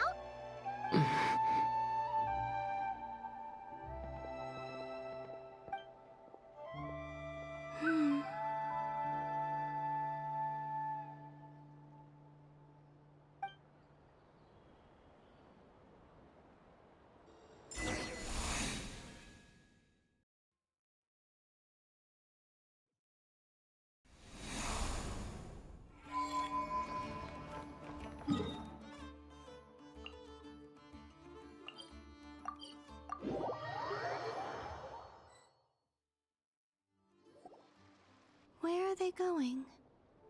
They mentioned a mage and a name? So, Mr. Varka, are you acquainted with this Nicole? Or should I call her Mage N? Ah, not really. We've never met, though she has come up in conversation. From what I've gathered, Alice kinda took Nicole under her wing. Taught her how to speak in a more ladylike fashion, that kind of thing. Huh. Hard to imagine Alice as an etiquette coach. Yeah, Alice is a larger-than-life personality, I'll give you that. But then again, that's why she's able to draw such an eclectic mix of people into her inner circle. If I remember correctly, being an interesting person is actually one of her main entry requirements. So, if you ever wanted to join the Hexenzirkel, I'm sure you'd both be eligible to apply. Hey! Don't go around making promises on Alice's behalf! I wouldn't dare. I'm just trying to paint a picture of the Hexenzirkel for you. Okay, sure. Anyway, since none of us have ever met Nicole, how are we supposed to find her? We can't just go up to every woman in sight and ask, "Hey, are you Nicole?" Maybe something she's wearing will give it away? Like, a windbloom pinned to her chest or something. Wait a minute. Alice never said Nicole was from Mondstadt. Oh, true. That would be this young lady, then?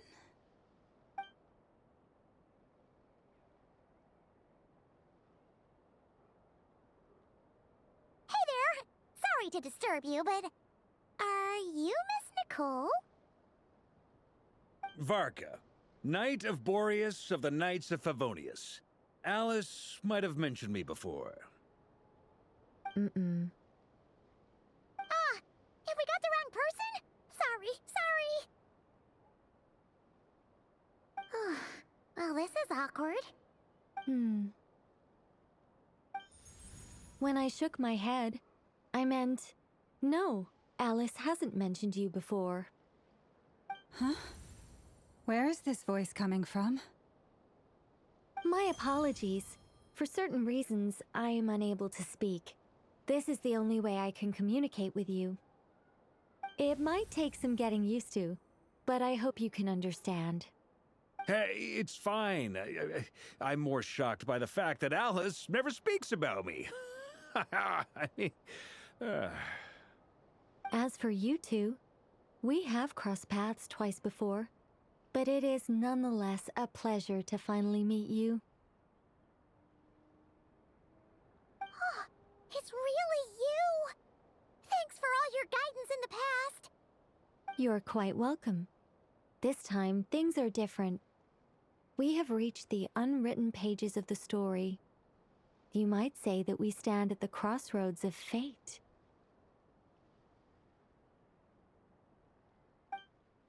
Now then, allow me to formally introduce myself. My name is... No, stop! Alice! I can't believe it! I had a whole speech prepared. I'd agonized over every single word. She always picks the worst moments to ruin other people's plans. I'm so sorry about that. Alice took the liberty of devising some bespoke self-introduction magic for each member of the Hexen Circle. But I could have sworn I deleted all of the triggering conditions for it. How did it bypass everything? Oh gosh, this is so embarrassing. This is a very different side of Nicole than what we're used to. Is she not used to face-to-face interactions? Don't worry about it. We've seen that introduction magic once already, so it wasn't too much of a shock. Please go on, Miss Nicole. We'd love to hear what you have to say, or, well, communicate. Huh? Are they talking to this lady? But... Will you all promise to forget that horrendously embarrassing introduction? sorry, embarrassing. When?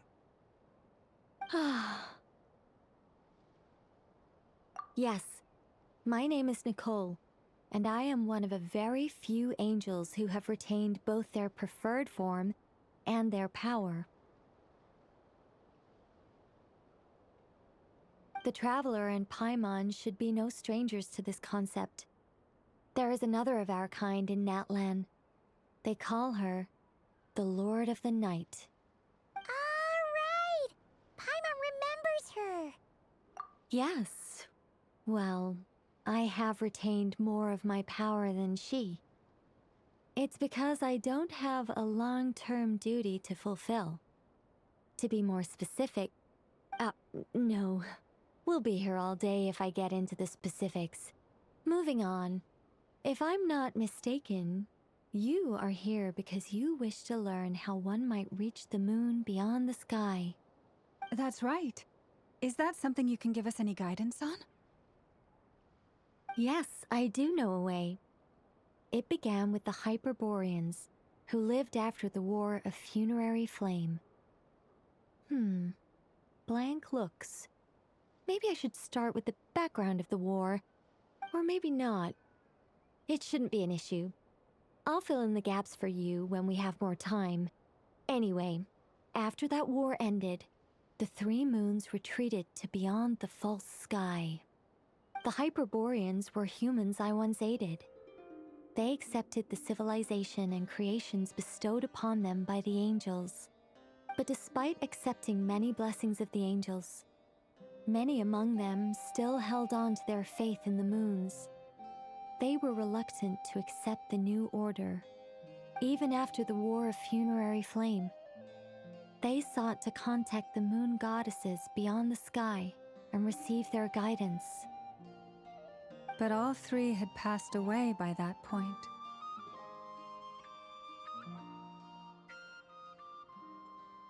This mage has a unique method of communicating.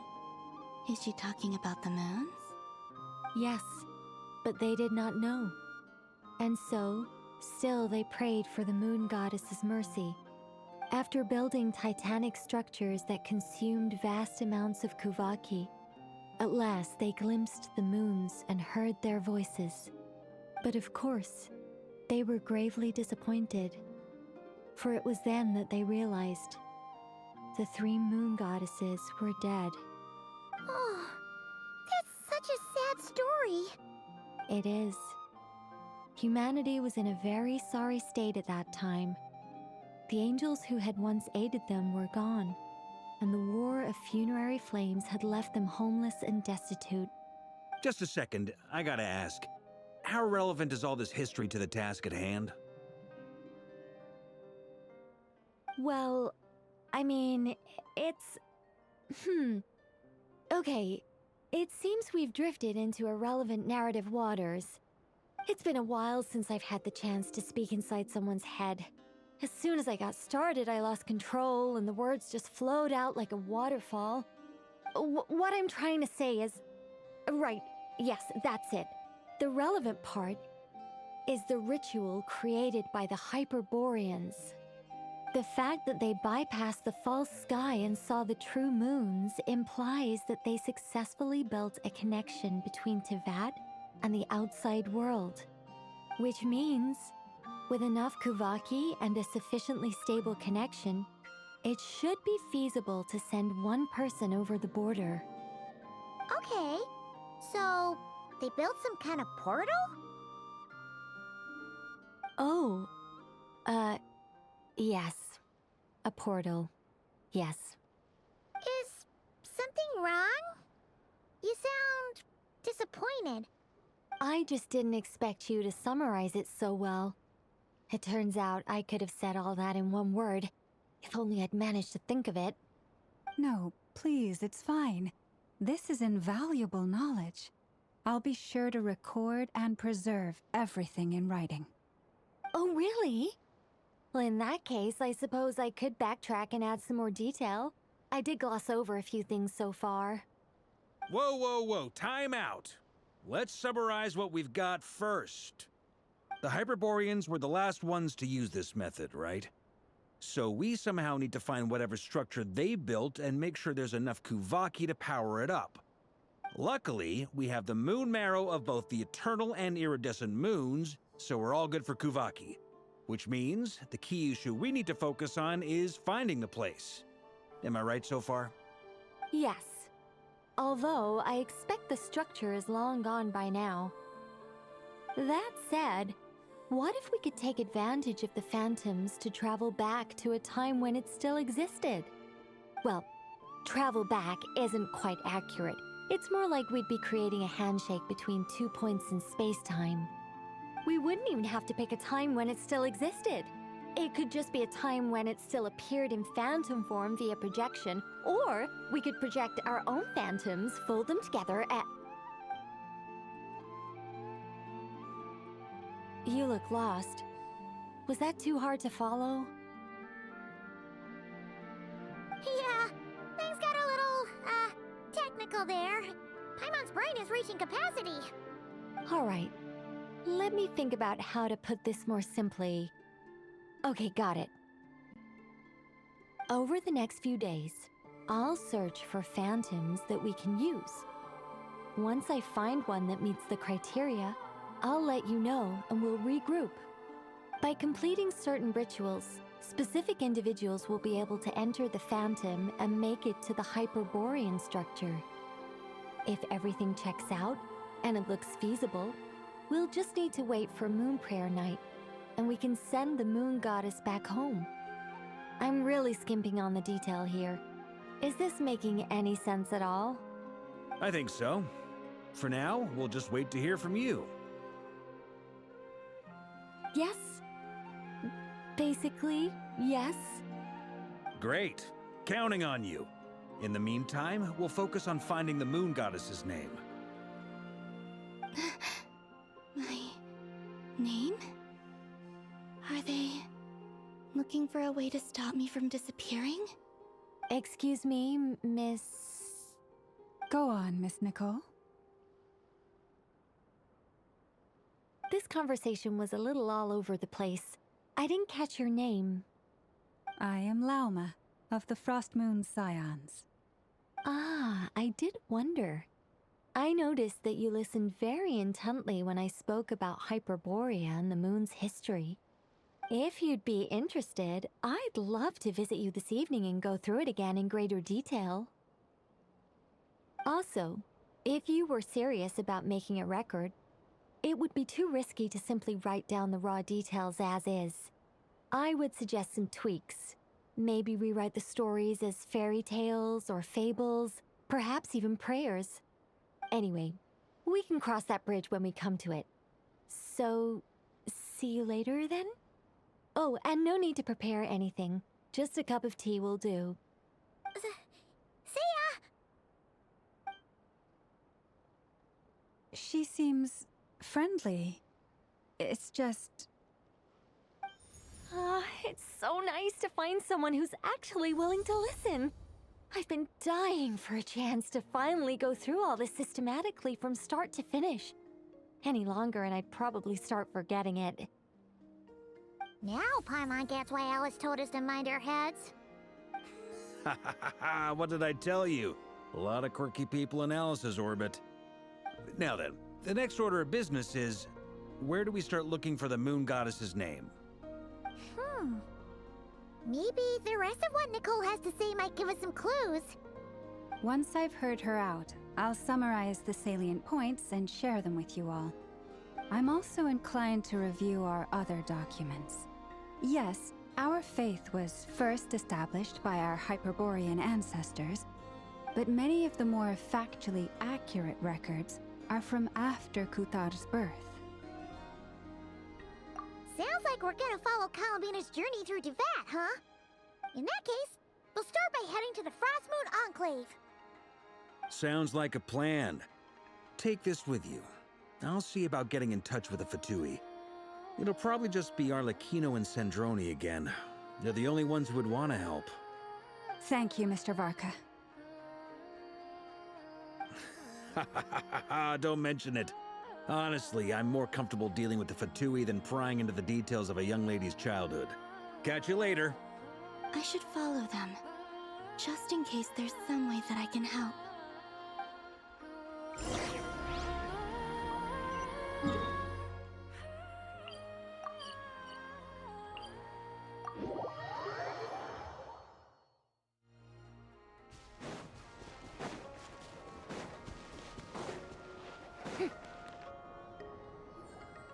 A while ago, I took the time to organize all documents in our possession that pertain to Kutar.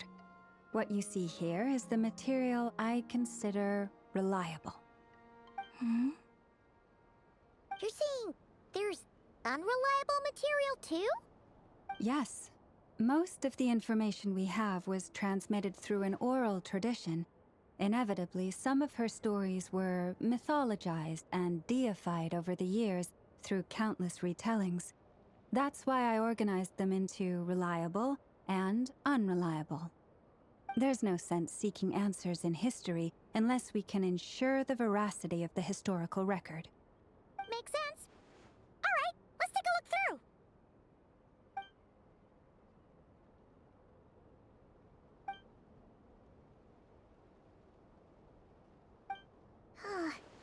Almost all these records refer to Kutar instead of Columbina. Although neither of those is her real name. Paimon's not sure what point she's trying to make. What we can gather from these records is that the Frost Moon Scions worshipped her as a god, placing impossible expectations upon her. I cannot fault them for their earnest faith, but for all their devotion, worshipping her day in, day out changed nothing. I imagine that none of it resonated with Columbina. It wouldn't surprise me if, even back then, she had already begun to reject the name Kutar and everything it represented. Lama speaks the truth. When I heard them call upon Kutar with hope and expectation in their voices, they may as well have been calling upon somebody else.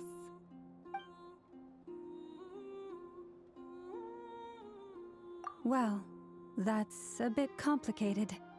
I looked at the level of detail, perceived authenticity, prose style, and how realistic their portrayal of Kutar seemed to be. Amongst the Frost Moon Scions of today, only I know of her existence, and I alone have spoken to her face to face.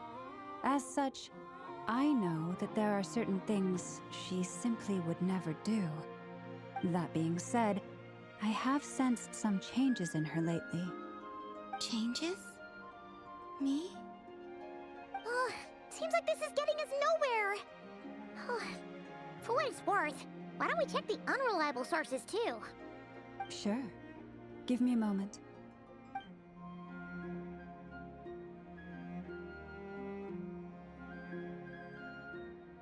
Exerting but a fraction of her divine might, Kutar sheared a great mass from the snow-capped mountain and cast it into the sea, upon whose surface shone the mirror image of the moon. Thus was formed the island of Hisi. Yeah, right. That doesn't even begin to pass the sniff test. The 3 moons are naught but lies through and through. Only one moon has ever shone for us, and Kutar is her name. The vast majority of ancient texts are filled with fanciful tales like these. I trust you understand my criteria a little better now. Kutar did not speak, merely gazing into the distance in silence. And where her gaze landed, this was her prophecy. Clearly, whoever wrote this text never even met Kutar. Otherwise, they'd know that her eyes are always closed. What about you, Traveler? What are you reading? Come on, let Paimon see. The child wished to build a wooden nest with which to shield a fledgling bird from the cold. But being so young and lacking in strength, the child could not snap the branches from the trees. Kutar was passing by. Upon seeing the child, she summoned forth a Kuhenki, who built a beautiful nest for the child. I remember that. Not knowing the meaning of Kutar's divine intervention, the child dared not to respond, and thus ran home to call their parents. But Kutar was gone. The Moon Chanter declared the event a miracle and took the nest as a relic, placing it on high for all to see. The child was named as one favored by the goddess, and was greatly respected amongst the people. Yet, no further miracles were bestowed, and this matter was forgotten in but a few years. Huh. Any thoughts after reading that? Yeah, Columbina probably just wanted to join the kid in making nests. Ah. I'd originally considered this a fabrication, because Kutar did not perform any similar actions in subsequent records. But now that I think about it, it does seem like something Columbina would do. It's just that... She didn't know how other people would interpret her actions. She was probably worried about making things difficult for people. So, she gradually stopped joining in. Yes. Oh, that's so sad.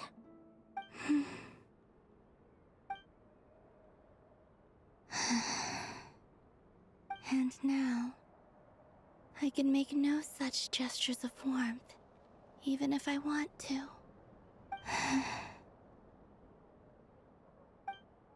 Still no name. That's a bit of a shame. But we did learn some interesting stories. That's gotta count for something.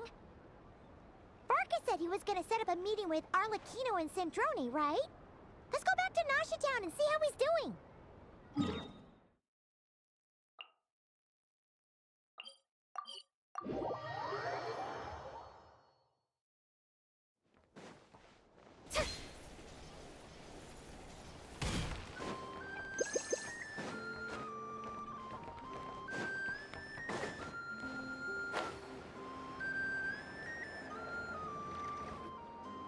Let's see. There's Varka. Oh, and it's Durin and Albedo too. Yeah, this is pretty much the same place we bumped into each other last time. I convinced them to stick around a little longer. We were all waiting on people, so I figured having a little company would help pass the time. Ah, so you've been waiting for us? Does this mean that you've already arranged things with the Fatui? Sure does. Now you're back, we can go meet up with them together. How'd your investigation of the Frost Moon Enclave go? Well, we didn't find out Columbina's true name. But apart from that, it went pretty well. Aha, just as well that I didn't tag along then. I'm sure our moon goddess wouldn't want every man and his dog knowing all about her private life. Still, desperate times, desperate measures, I guess. Someone had to do it. So, Varka was waiting on us, but what about you two? Are you waiting for Alice? Oh, no. We already met with her. We discussed that experiment I mentioned to you last time. Oh, and she also handed me this communication device. That's right. I understand she informed you about the relationship between the phantom phenomena and Tevat's borders, yes? She wants me to help her with some more experiments on that front. She said that she'll contact me through this device with more information. Ah, I see. Following instructions and making observations. Pretty common research method. Takes me right back to Albedo's lab. Wait, then who exactly are you meeting? Someone you know. Albedo's met him too. But I don't think Miss Lauma or the Grand Master have been introduced. Introductions are overrated, especially in cases like this. It's you! So, it's not like the Academia has prohibitions against going abroad. Also, I applied for leave. I've been writing to Hat Guy since obtaining a human form. I've already brought him up to speed on everything that's been going on in Nodcry. Hat Guy? Turns out, I actually have heard that name before. Oh? Then why did you react the same way I did? I only knew the name, not the fella. But since we're all here, let's do some introductions for what it's worth. I'm Varka, Grand Master of the Knights of Favonius.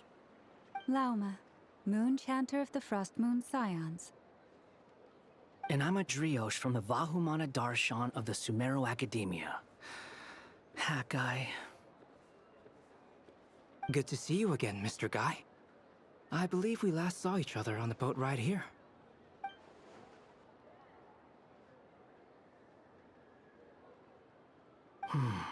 Mind you, the only reason I came here is because there's someone I want to look into. Who's that? The Doctor, also known as Dottore, second of the Fatui Harbingers. From the tone of your voice, it sounds like there's bad blood between you. I was reviewing our archives and noticed that a lot of information about him was missing. Left a bad taste in my mouth. That's all there is to it. Dottore, or Zondique, as he was then known, once studied at the Academia, but he got kicked out before he could graduate.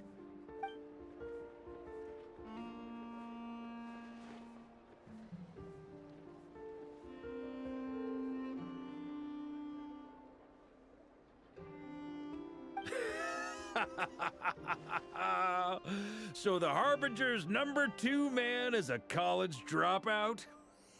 How embarrassing for them. Last we heard, he was planning something. We actually heard that a few times before, even coming to Nocturne, but we haven't seen a trace of him since we got here. He only appears when something interests him. For all we know, he might have left already. But the fact he did something here at all is worth noting. It'll fill a couple extra lines in his file.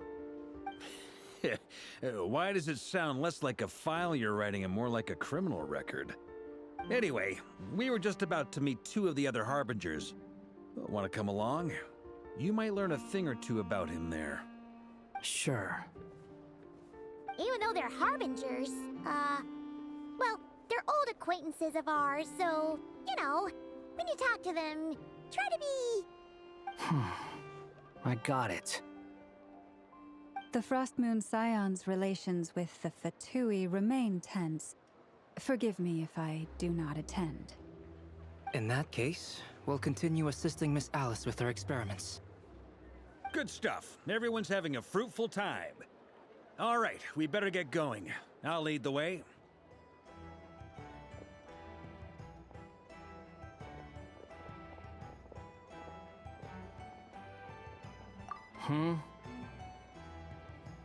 Well, yeah, that's obviously part of it.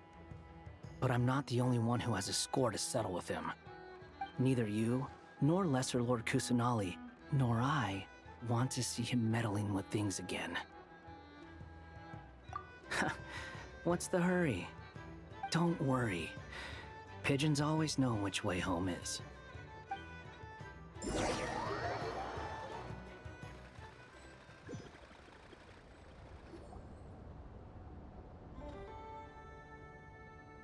You made it.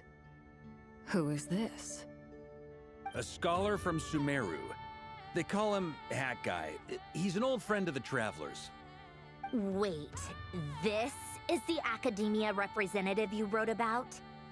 He doesn't exactly look the part. I believe this will prove my identity. You'll notice it bears the seal of the Sanctuary of Surasthana. Well, what do you know?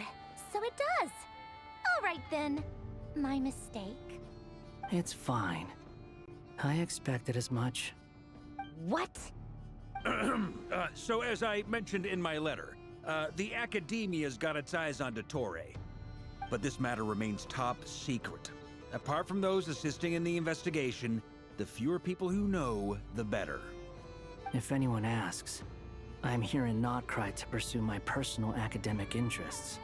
Gotta say, Varka, you did pretty well to keep all this under wraps for so long. Sounds like you got in touch with the Academia about this way back. You flatter me. Where do I even start?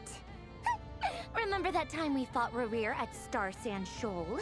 He sure let me have it then, didn't he?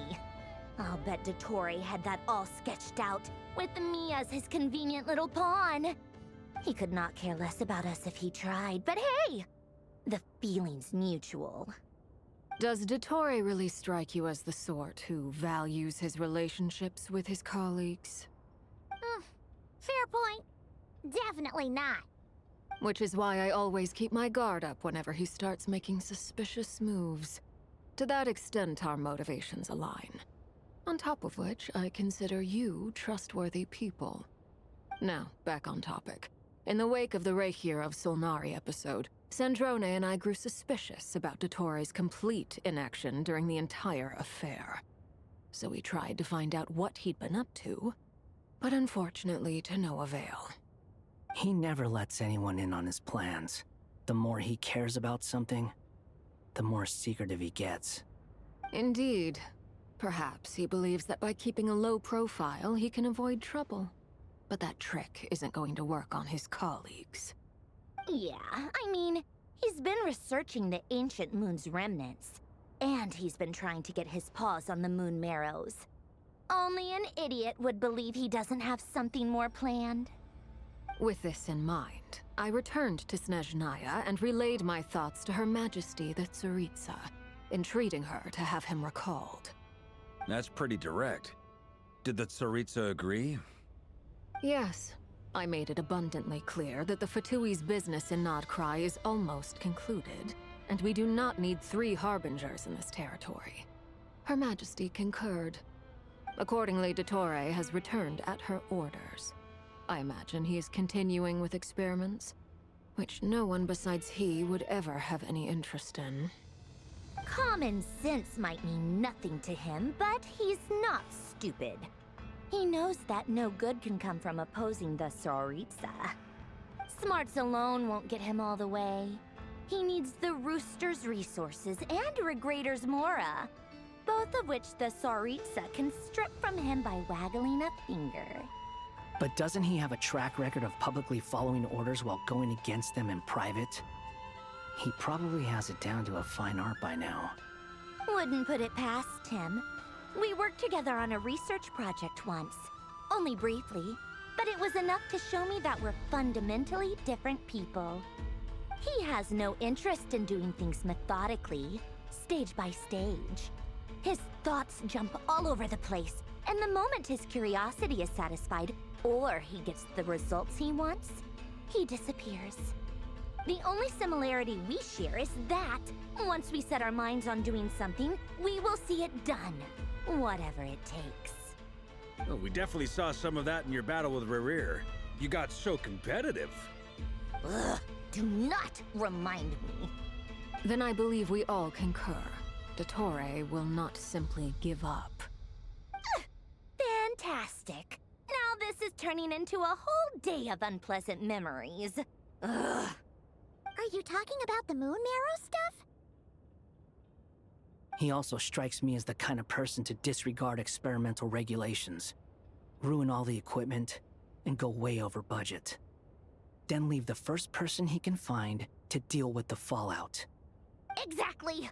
This one time, he was running some high-temperature experiment and the substance exploded. But does he care? No! He orders his subordinates to open the device so he can observe the results, which causes the gas inside to leak out. That gas was poisonous! If I hadn't been there, who knows how many people might have died? And after all that, he left! While I was still cleaning up after his mess. What a waste of time, he said. Waste of time? The nerve! He wasted my time! You've been bottling that up for a while, huh? Hat guy, I must say, you seem awfully familiar with internal Fatui affairs. Especially when it comes to Dottore. Thank you, Lady Harbingers, for providing such valuable information. I have no other questions for now, so I'll be on my way. Wait, what? You're just gonna leave? You're welcome to join if you want. Ugh. Just when Paimon thought he'd finally mellowed out. He makes quite the impression. I'll say. I've met tons of headstrong people, but not many of them would join me in bad-mouthing Dottore. Anyway, back to the main agenda. Barca, you said that Columbina has gone missing? Or rather, disappeared. Yeah.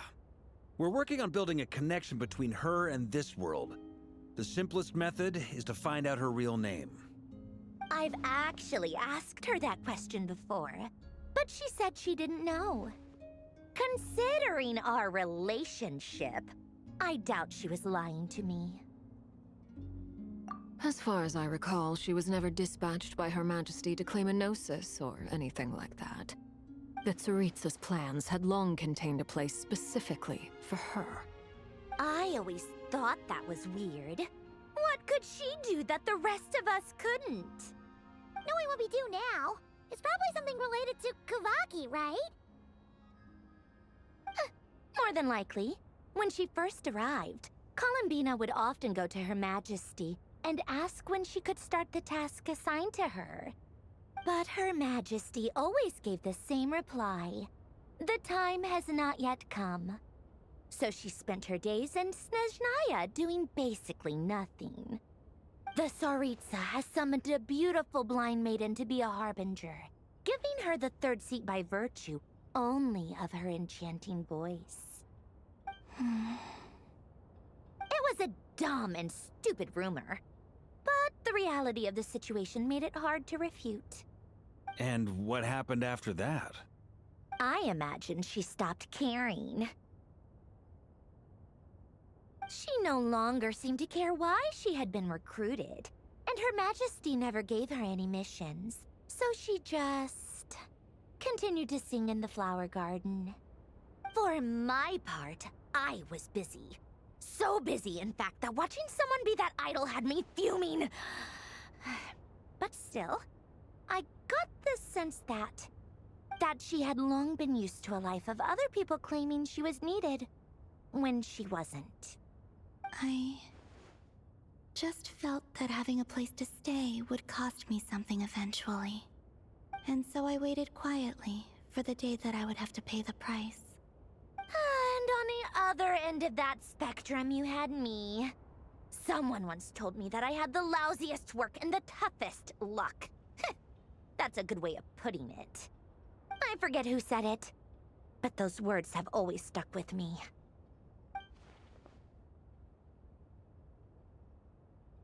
But you've done your job exceptionally well all this time. Because at heart, you are a conscientious person. What is it?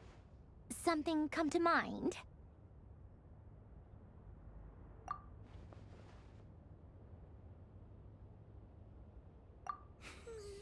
That makes sense. Nothing screams you are needed like your name shouted from across the town. Well, good luck with it. But if you ask me, Colambina is still the most shoutable name. I'm just so used to it now, after all the arguments we've had. I can't be bothered trying to remember another name for her. Nor I. Sandrone. Harlequino.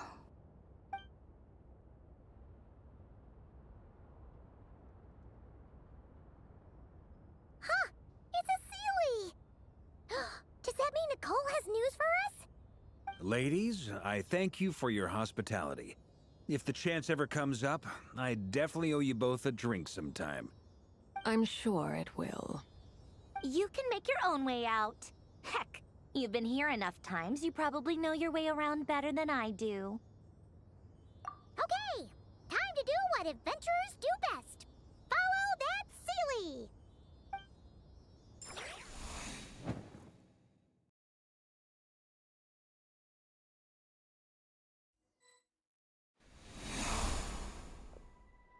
Here you are.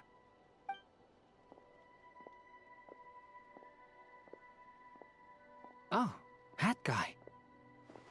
How come you're back so soon? Did things go all right with the Fatui? Fine. Dotori's been summoned home by the Tsaritsa. Couldn't get much more than that. How about you? Any progress with the investigation? Unfortunately not. We've tried everything. Different phantoms, different locations, different points in history. But the results are the same each time. Abyssal monsters roaming the land. People crying out in despair, with no hope of being rescued. Every time I see it, I can't help but think, is this what it was like in Mondstadt when Dragonspine Durin attacked? And if I fail in the task I've been given, will I create yet another tragedy? That's just meaningless speculation. When we encountered similar phenomena previously, I tried to interfere with those illusions, using sounds and lights to guide them. However, we could not change their fates. At most, we were able to extend their existences. The events of the past are like fate that has been written into Irminsul. There isn't a living thing in Teyvat that can escape its past. But Miss Alice instructed us to try to find ways to change the outcome that these phantoms face. It's an impossible task. Can't you just refuse? Since she asked us to do this, I feel like it can't truly be impossible. Or if it is, well, mages can make the impossible possible. I could not have been born as Durin otherwise. But you also said that your past 39 attempts were fruitless. That's true. But you're still going. Yes. After this many futile attempts, surely you realize that you're not doing this because you still believe what some mage told you. It's because you want her hypothesis to come true. It's something you wish for deep inside. So, think for yourself about what you want to do. As long as you don't believe it's futile, it isn't. Yeah. Previous experience indicates that we cannot touch the phantoms, which limits the effectiveness of our interventions. If we want to clear this hurdle, we need to break this rule somehow. Same thought here. Following the same rules means repeating the same failures. reducing ourselves to mere playthings of fate. So you mean we need to figure out a way to make contact with them despite knowing that we can't? Yes, and I suspect that's something only you are capable of. Everything in Tevat is logged in Irminsul, but the withering that once occurred in Sumeru was a sign that the Great World Tree was being corrupted. This corruption allowed things that should not have existed in Tevat to appear. This is tantamount to rewriting reality to an extent. You're saying abyssal power might be able to affect those phantoms? No one's ever tried it before. If you're gonna try it, it'll take courage. And you have to be confident that you can control it. Is anyone there? Has anyone seen my daughter? She's missing. I have to find her. I hear someone inside. Spargana? Are you in there?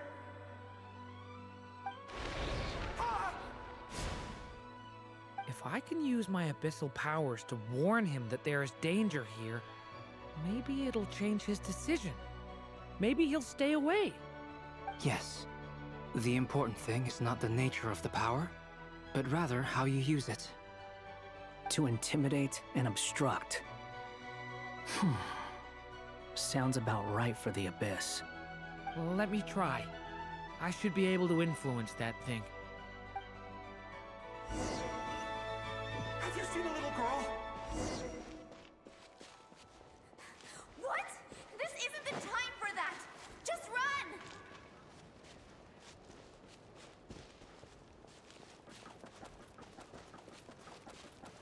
I hear someone inside. Spargana? Are you in there?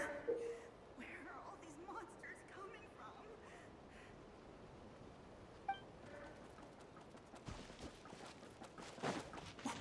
What is this? Looks dangerous. I should get out of here.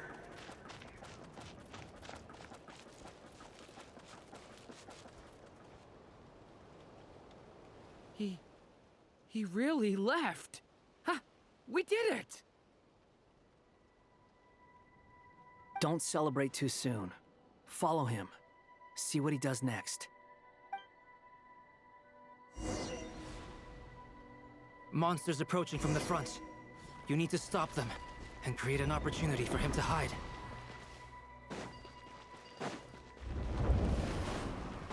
No! There's monsters ahead!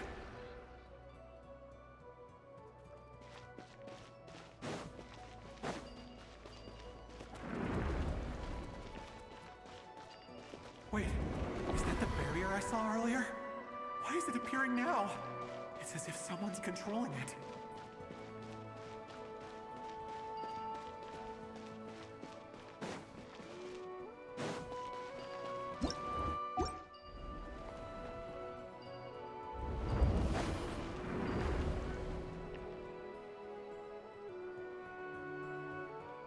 The monsters are gone. Is it safe?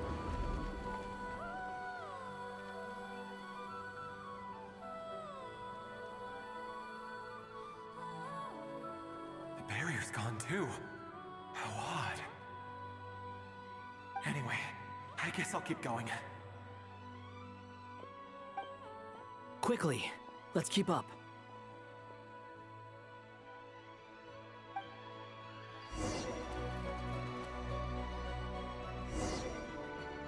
Wait, there was someone else here?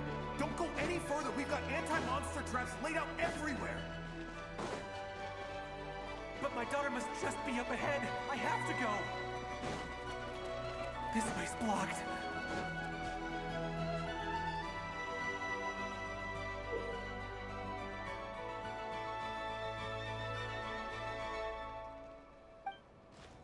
We might be able to use the explosives over...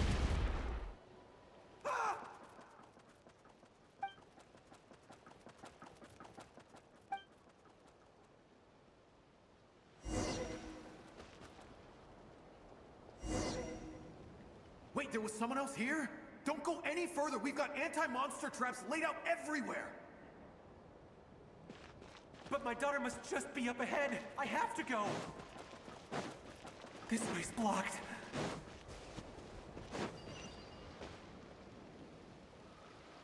We might be able to use the explosives over there, but we need to take care not to hurt him.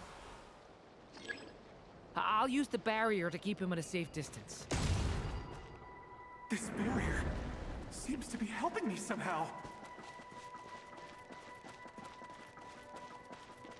Hey, hey, wake up!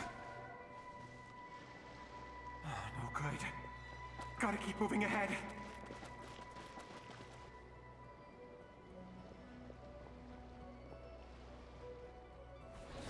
So many monsters! There's still a chance, Durin. Use the traps.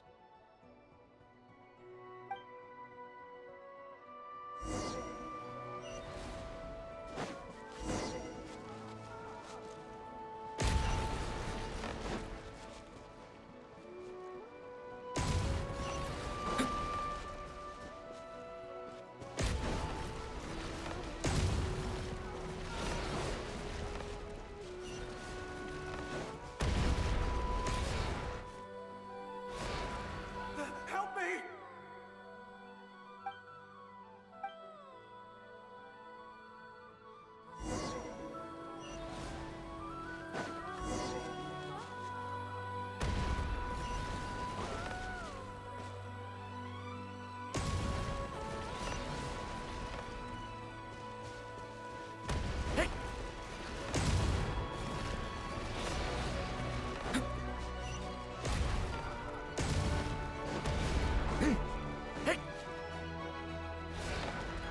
Help me!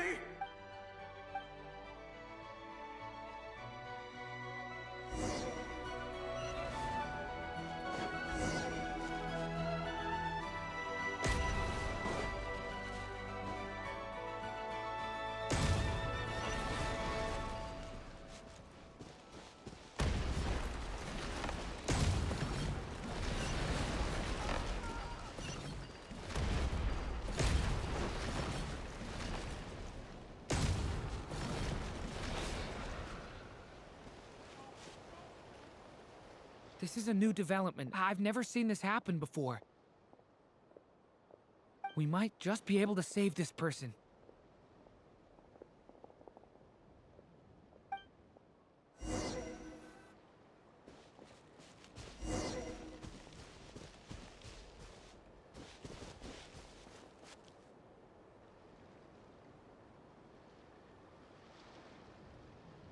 Hello there. Have you seen my daughter? Spargana's her name. She's carrying a large backpack. Get out while you still can, you fool. You won't find any survivors here. But I can't just leave her here. She must be so scared right now. Sorry. Wish I could help, but I haven't seen her. You'll just have to keep looking. Okay, thank you. If I do find her, I'll get her to shelter and come back for you.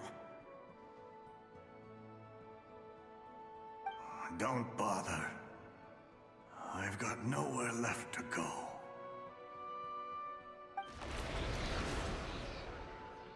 What's that noise? Monster! No, if he goes inside, he'll be walking into a trap. Let's try this once more. This time, we have to stop him.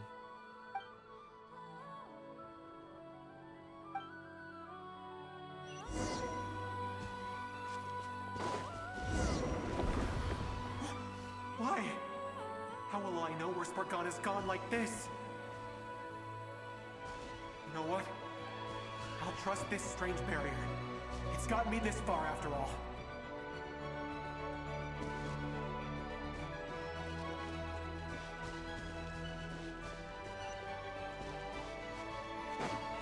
What? Spargana, are you there?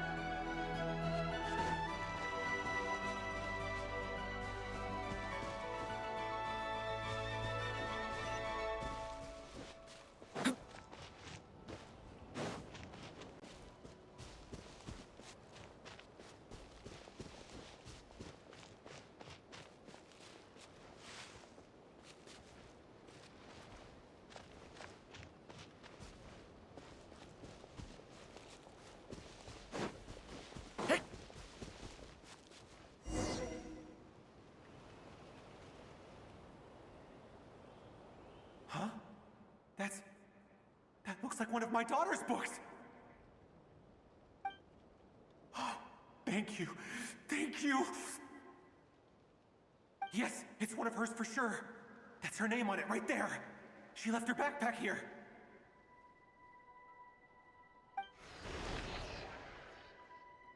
Durin, just like last time. Use the explosives.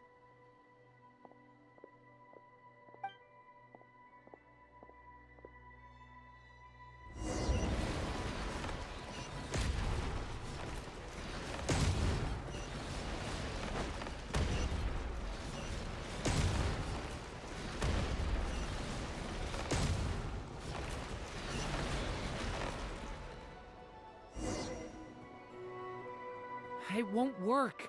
There's not enough left. If he makes it in, he'll die. But then, this clue could be the key to him finding his daughter. It might not be the only one. Better he misses that clue than loses his life. I guess so.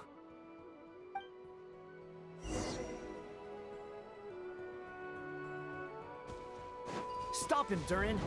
We can't let him get any further in. That's my daughter's book! She's passed this way! Why? Why won't you let me go in? I've searched and searched and searched just for this! But how will I find her without any clues?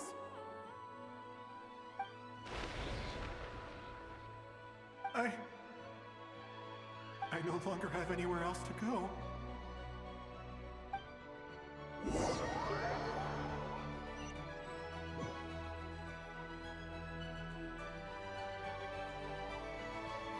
I'm sorry. I'm so sorry. He refuses to go anywhere else. Whether he opens this door or not, all that awaits him now is death. We couldn't change his fate. Albedo? Hat Guy? Let's try one more time. I don't know how we're gonna do this, but I don't want to give up either.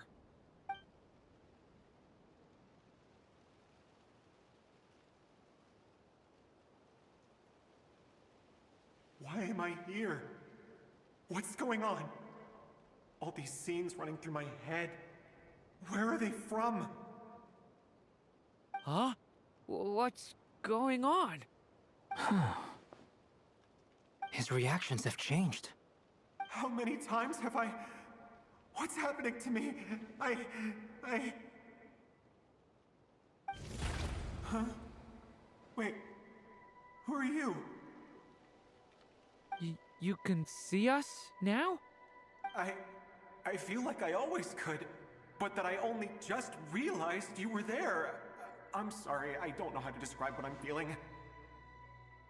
But you were the ones guiding me using that marked barrier, right?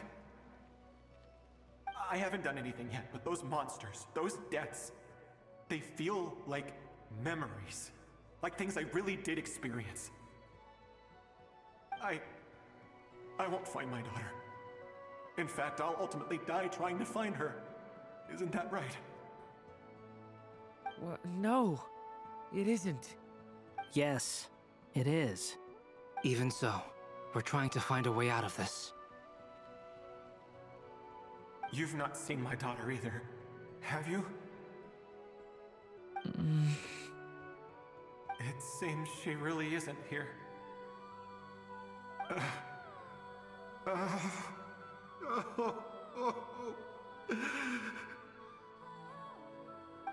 I'm sorry we couldn't help you.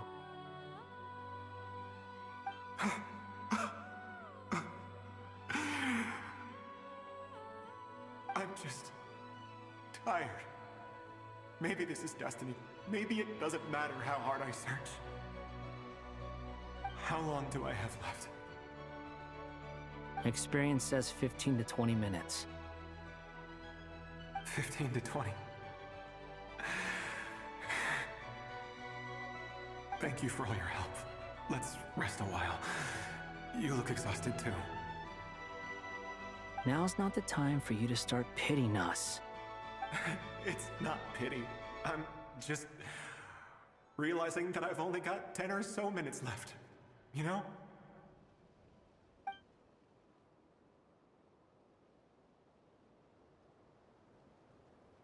You say you're from Mondstadt, yes?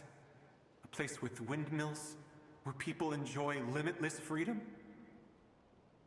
And you're from Sumeru, where they've built an academy into a giant tree? Yes. It seems you've never heard of either place. Those names are unknown to me, I'm afraid, yes. Have you heard of Hyperborea?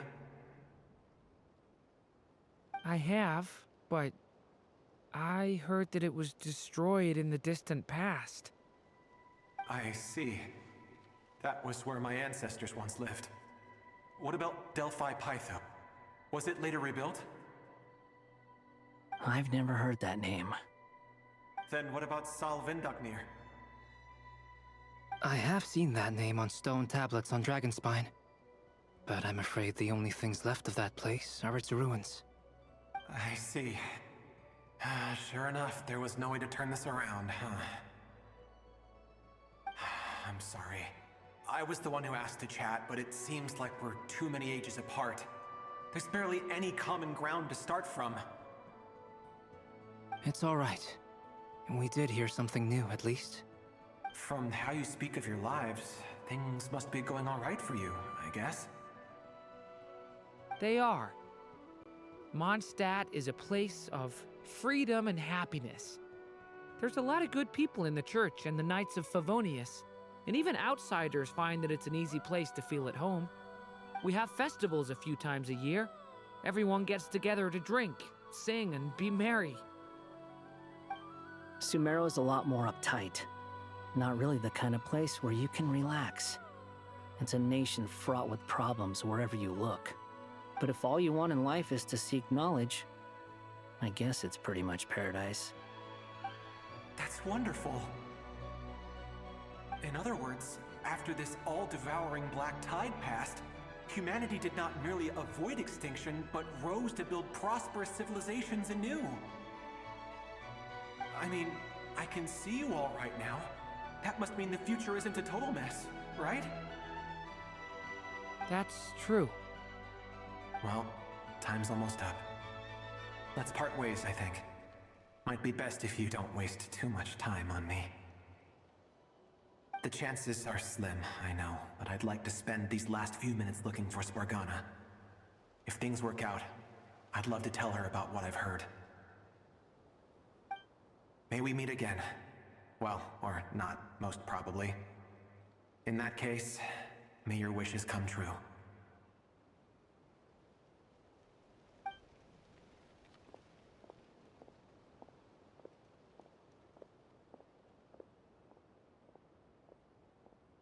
He's gone. In a few minutes, he will meet the end that was his to begin with. The ending of this tale did not change, but I believe that we've just made the most progress we have yet. May your wishes come true. If only it were so simple. Hat Guy, could I ask you a question? You've never talked about your past. It seems complicated, and it weighs heavily on you, too. Would you be willing to tell me about it? I mean, sometimes it's better to get things out in the open. Take that guy we try to help, for instance. At least he said goodbye with a smile, right? I know about Albedo's past. Our experiences are very similar, and he created me. As for you, you're my first friend, and you've witnessed every step I've taken. But by comparison, I know nothing about you. Either way, I mean, we're still best friends. But if I knew more about you, I might understand your thoughts a bit better. I've told you about myself. I'm a student at the academia. And what did you do before that? Prepared for the entrance exam? All right. If you really don't want to talk about it, I won't press you any further. I was a puppet built from the branches of a white tree, using technology left behind by the Conrian schools of mechanical engineering. A white tree? You mean an Irminsul tree? Yes. A branch of Irminsul, that was once connected to the main tree. So you had a human creator too? Yeah, but my creator abandoned me after deciding that I was a failure. After that,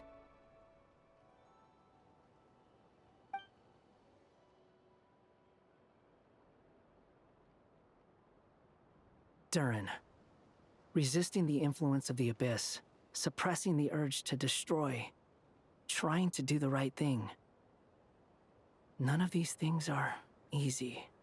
But no matter how hard they are, trying to rewrite past wrongs is far harder. You asked me if you would create a new tragedy if you failed. I told you there was no point speculating about that. But the real answer is, yes, you absolutely will. That guy. But at least you've got people here to help steer you away from the wrong path. So, just keep aiming towards the light. I will. I promise. All right, break time's over. Hello? Durin speaking. Hello, friends, it's me. What have you been up to, I'm detecting some unmistakable fluctuations here at the border. The amplitude isn't particularly high, but they're completely different signals from the ones before, and the scale is comparable to those I've detected previously. Alice, we were unable to save that person. However, he appears to have retained a portion of the memories gained through that cycle, and was able to hold a conversation with us. I see. Well, that is rather odd indeed. It definitely merits further attention. Could I trouble you to keep trying the same approach? I need to gather some more data. Counting on you. I should probably have Nicole come and check this out as well.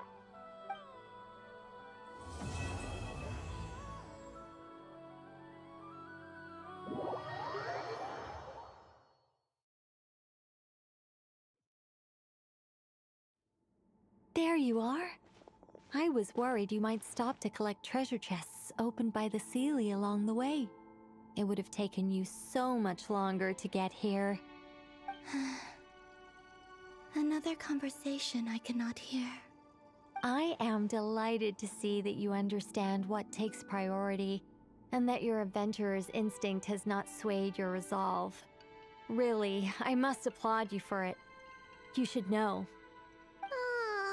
Paimon's head. Okay, I'll try and keep it short. My senses are telling me that this is where we shall find the entrance to the ruins. Oh, cool! Well, what are we waiting for? Let's open it up and see! Patience. This was a sanctuary of great importance to the Hyperboreans. A special process is required to open the gate. Oh! Like the place that housed the Eternal Moon's Marrow? Okay, so what's the plan? Need us to do anything? And just the short version, if you can. Ah. Alright then. I was planning to start with some background on the invention of these techniques. Are you sure you don't want to hear it? It's quite informative. Remember what you were saying about priorities? Fine. Simply put, we need 3 human representatives to successfully undergo a process of Kuvaki resonance. Think of it as a test from the 3 moon goddesses to see if the entrants are qualified, with the most recognizable qualification being Kuvaki. Pretty sure Lauma would ace that test. Oh, wait. But we need 3 people. I also have no doubt that the Moon Chanter would be qualified. But we would need 2 other people with the same constitution. Therefore, the most feasible method is not so much to follow the rules, but to figure out how the test functions and find a workaround. I've done some research, and it turns out the mechanism is rather crude. We'll simply need humans to stand before it who have sufficient Kuvaki energy within them.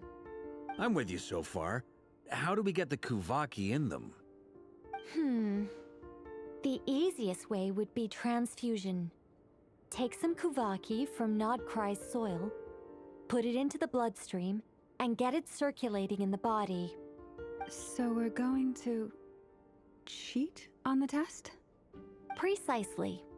There are other methods, but this is the simplest one. Cheating the system is much easier than trying to hide from it. Huh? Ah! Sorry? Does the idea of cheating upset you, Miss Lauma? No, that's not it. I suddenly had an idea. Oh, what is it? It's about Moon Prayer Night. I figured out a way for Kuthar to join in the festivities. Huh? But as Paimon said, we need to have our priorities straight. Let's get back to the test. I'll follow up with Nefer on the festival arrangements. Oh, okay. Anyway, is this really the best method we have? A Kuvaki transfusion sounds dangerous, no matter how you slice it. If you think that's dangerous, wait till you hear the other methods. I'd be more than happy to go through them if you'd like. There are several. No need, we're good. Let's go with this one. Very well. Kuvaki transfusion it is. Now, I should mention that the risks can be greater or lower depending on individual compatibility. It would be rash to simply infuse the Kuvaki and hope for the best. If the body rejects it, the reaction can be quite severe. The symptoms are similar to another condition that some people living here suffer from, known as congenital Kuvaki sensitivity. So, before we execute our plan, I will perform a simple test of my own to see who is compatible and who is not. Once that is done, we will have to complete the resonance process as rapidly as possible. The participants must remain stationary while the Kuvaki circulates and bonds with them, and they mustn't eat or drink anything. What? No eating or drinking? That's some hardcore fasting. They'll all be monks by the time they're through. 3 days. Oh, that's so long! And we still need to find 2 more people who are not just compatible, but also willing to volunteer. Fasting? What are they talking about? Really? Don't you want to think this through? Haha, count me in too.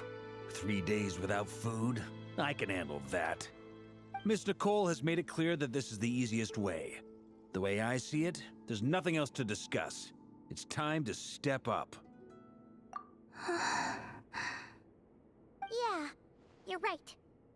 In that case, Paimon volunteers to be captain of logistics. She'll keep the fires lit and grab some spare clothes to keep you comfortable. Then we'll start with you first, Traveler. Please step forward.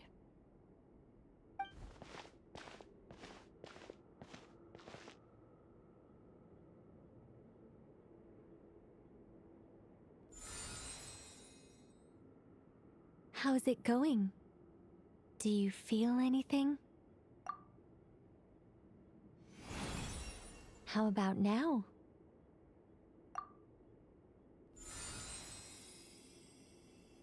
And now?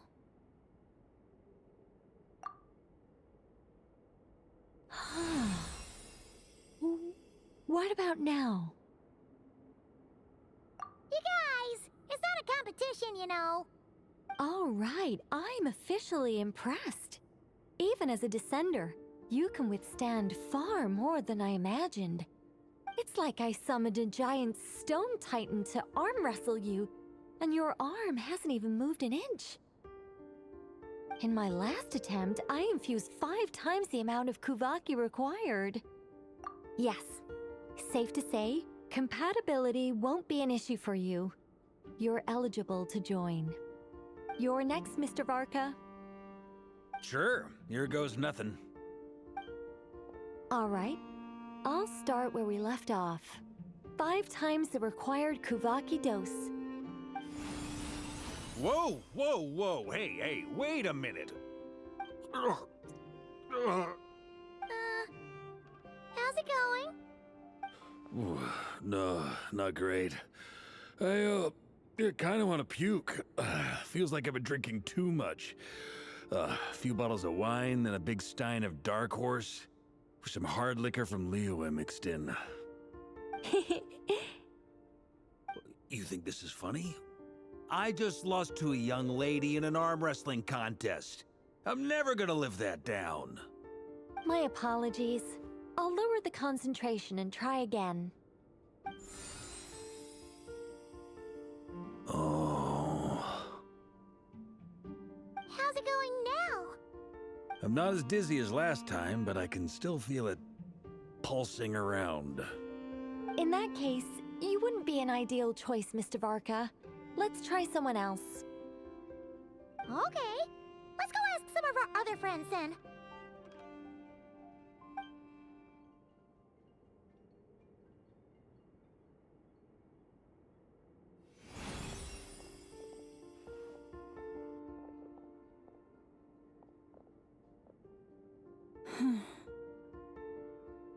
No surprises here, Miss Moonchanter. You're perfectly compatible. You may join.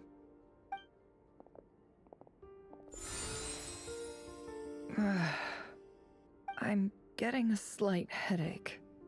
Shame. You were so close.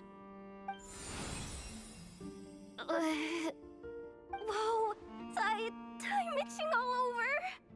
Allergic reaction. We can't have that. Huh? Well, are you gonna start a what? The Hexenzirkel is an organization that cares for and protects children. We will not have them do dangerous things. Not even tests.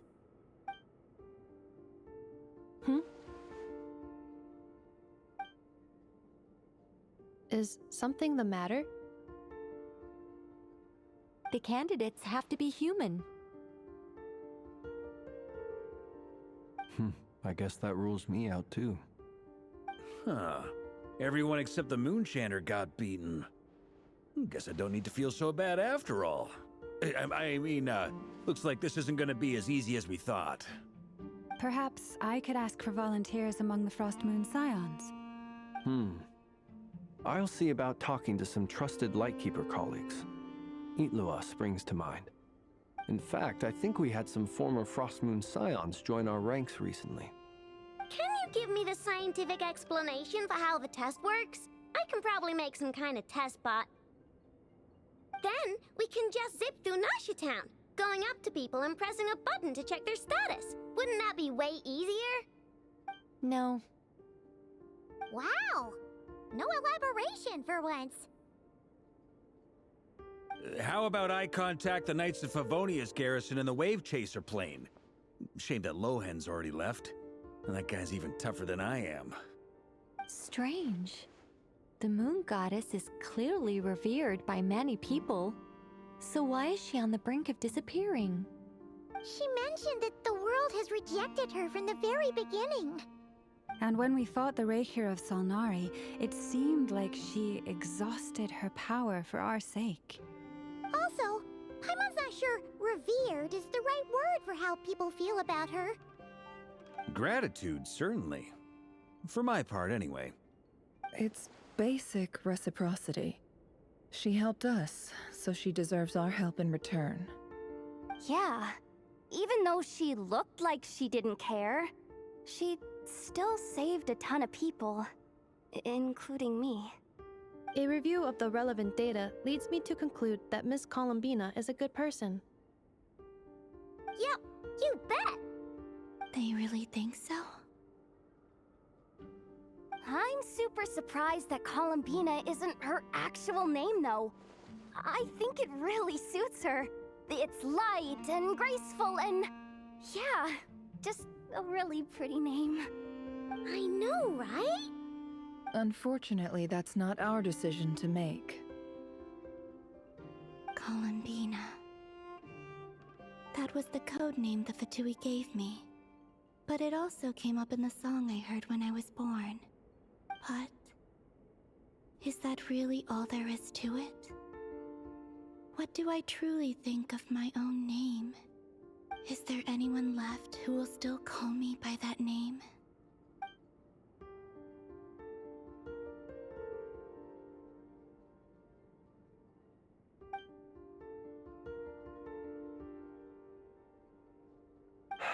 Moon Prayer Night is getting closer by the day. We're running out of time. We need to look for other candidates. Then allow me to try. Huh? What are you doing here? You contacted your friends via the Adventurers Guild. Sandrone has been keeping an eye out for something like that, so she informed me. Since I have the ability to accommodate a moon marrow, I should prove to be a suitable candidate. Arlecchino. When can we begin? I see. We can begin right away.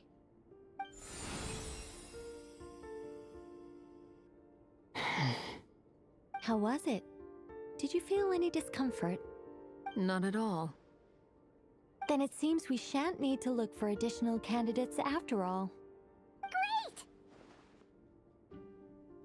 Cool. All right, like Paimon said, the rest of us can take turns making sure the three of them stay warm and comfy. Then, my job is to take care of the caretakers. I will ensure everyone receives food and accommodation. I'm ready as well.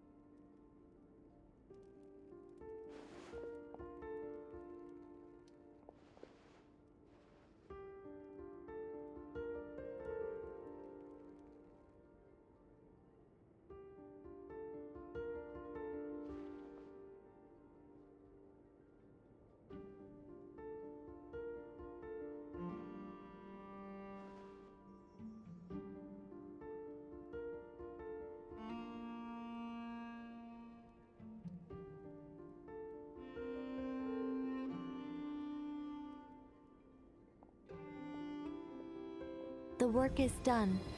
The sacred scroll shut.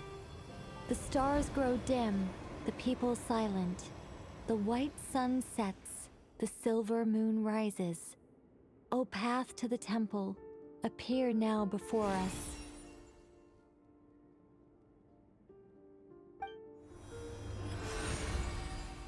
Wow! It really opened! So that's what all this is about. They've been trying to open this gate.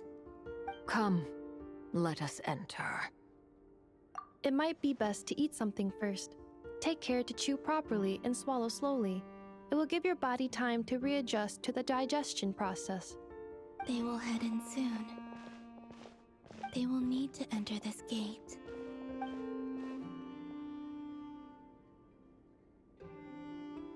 Huh?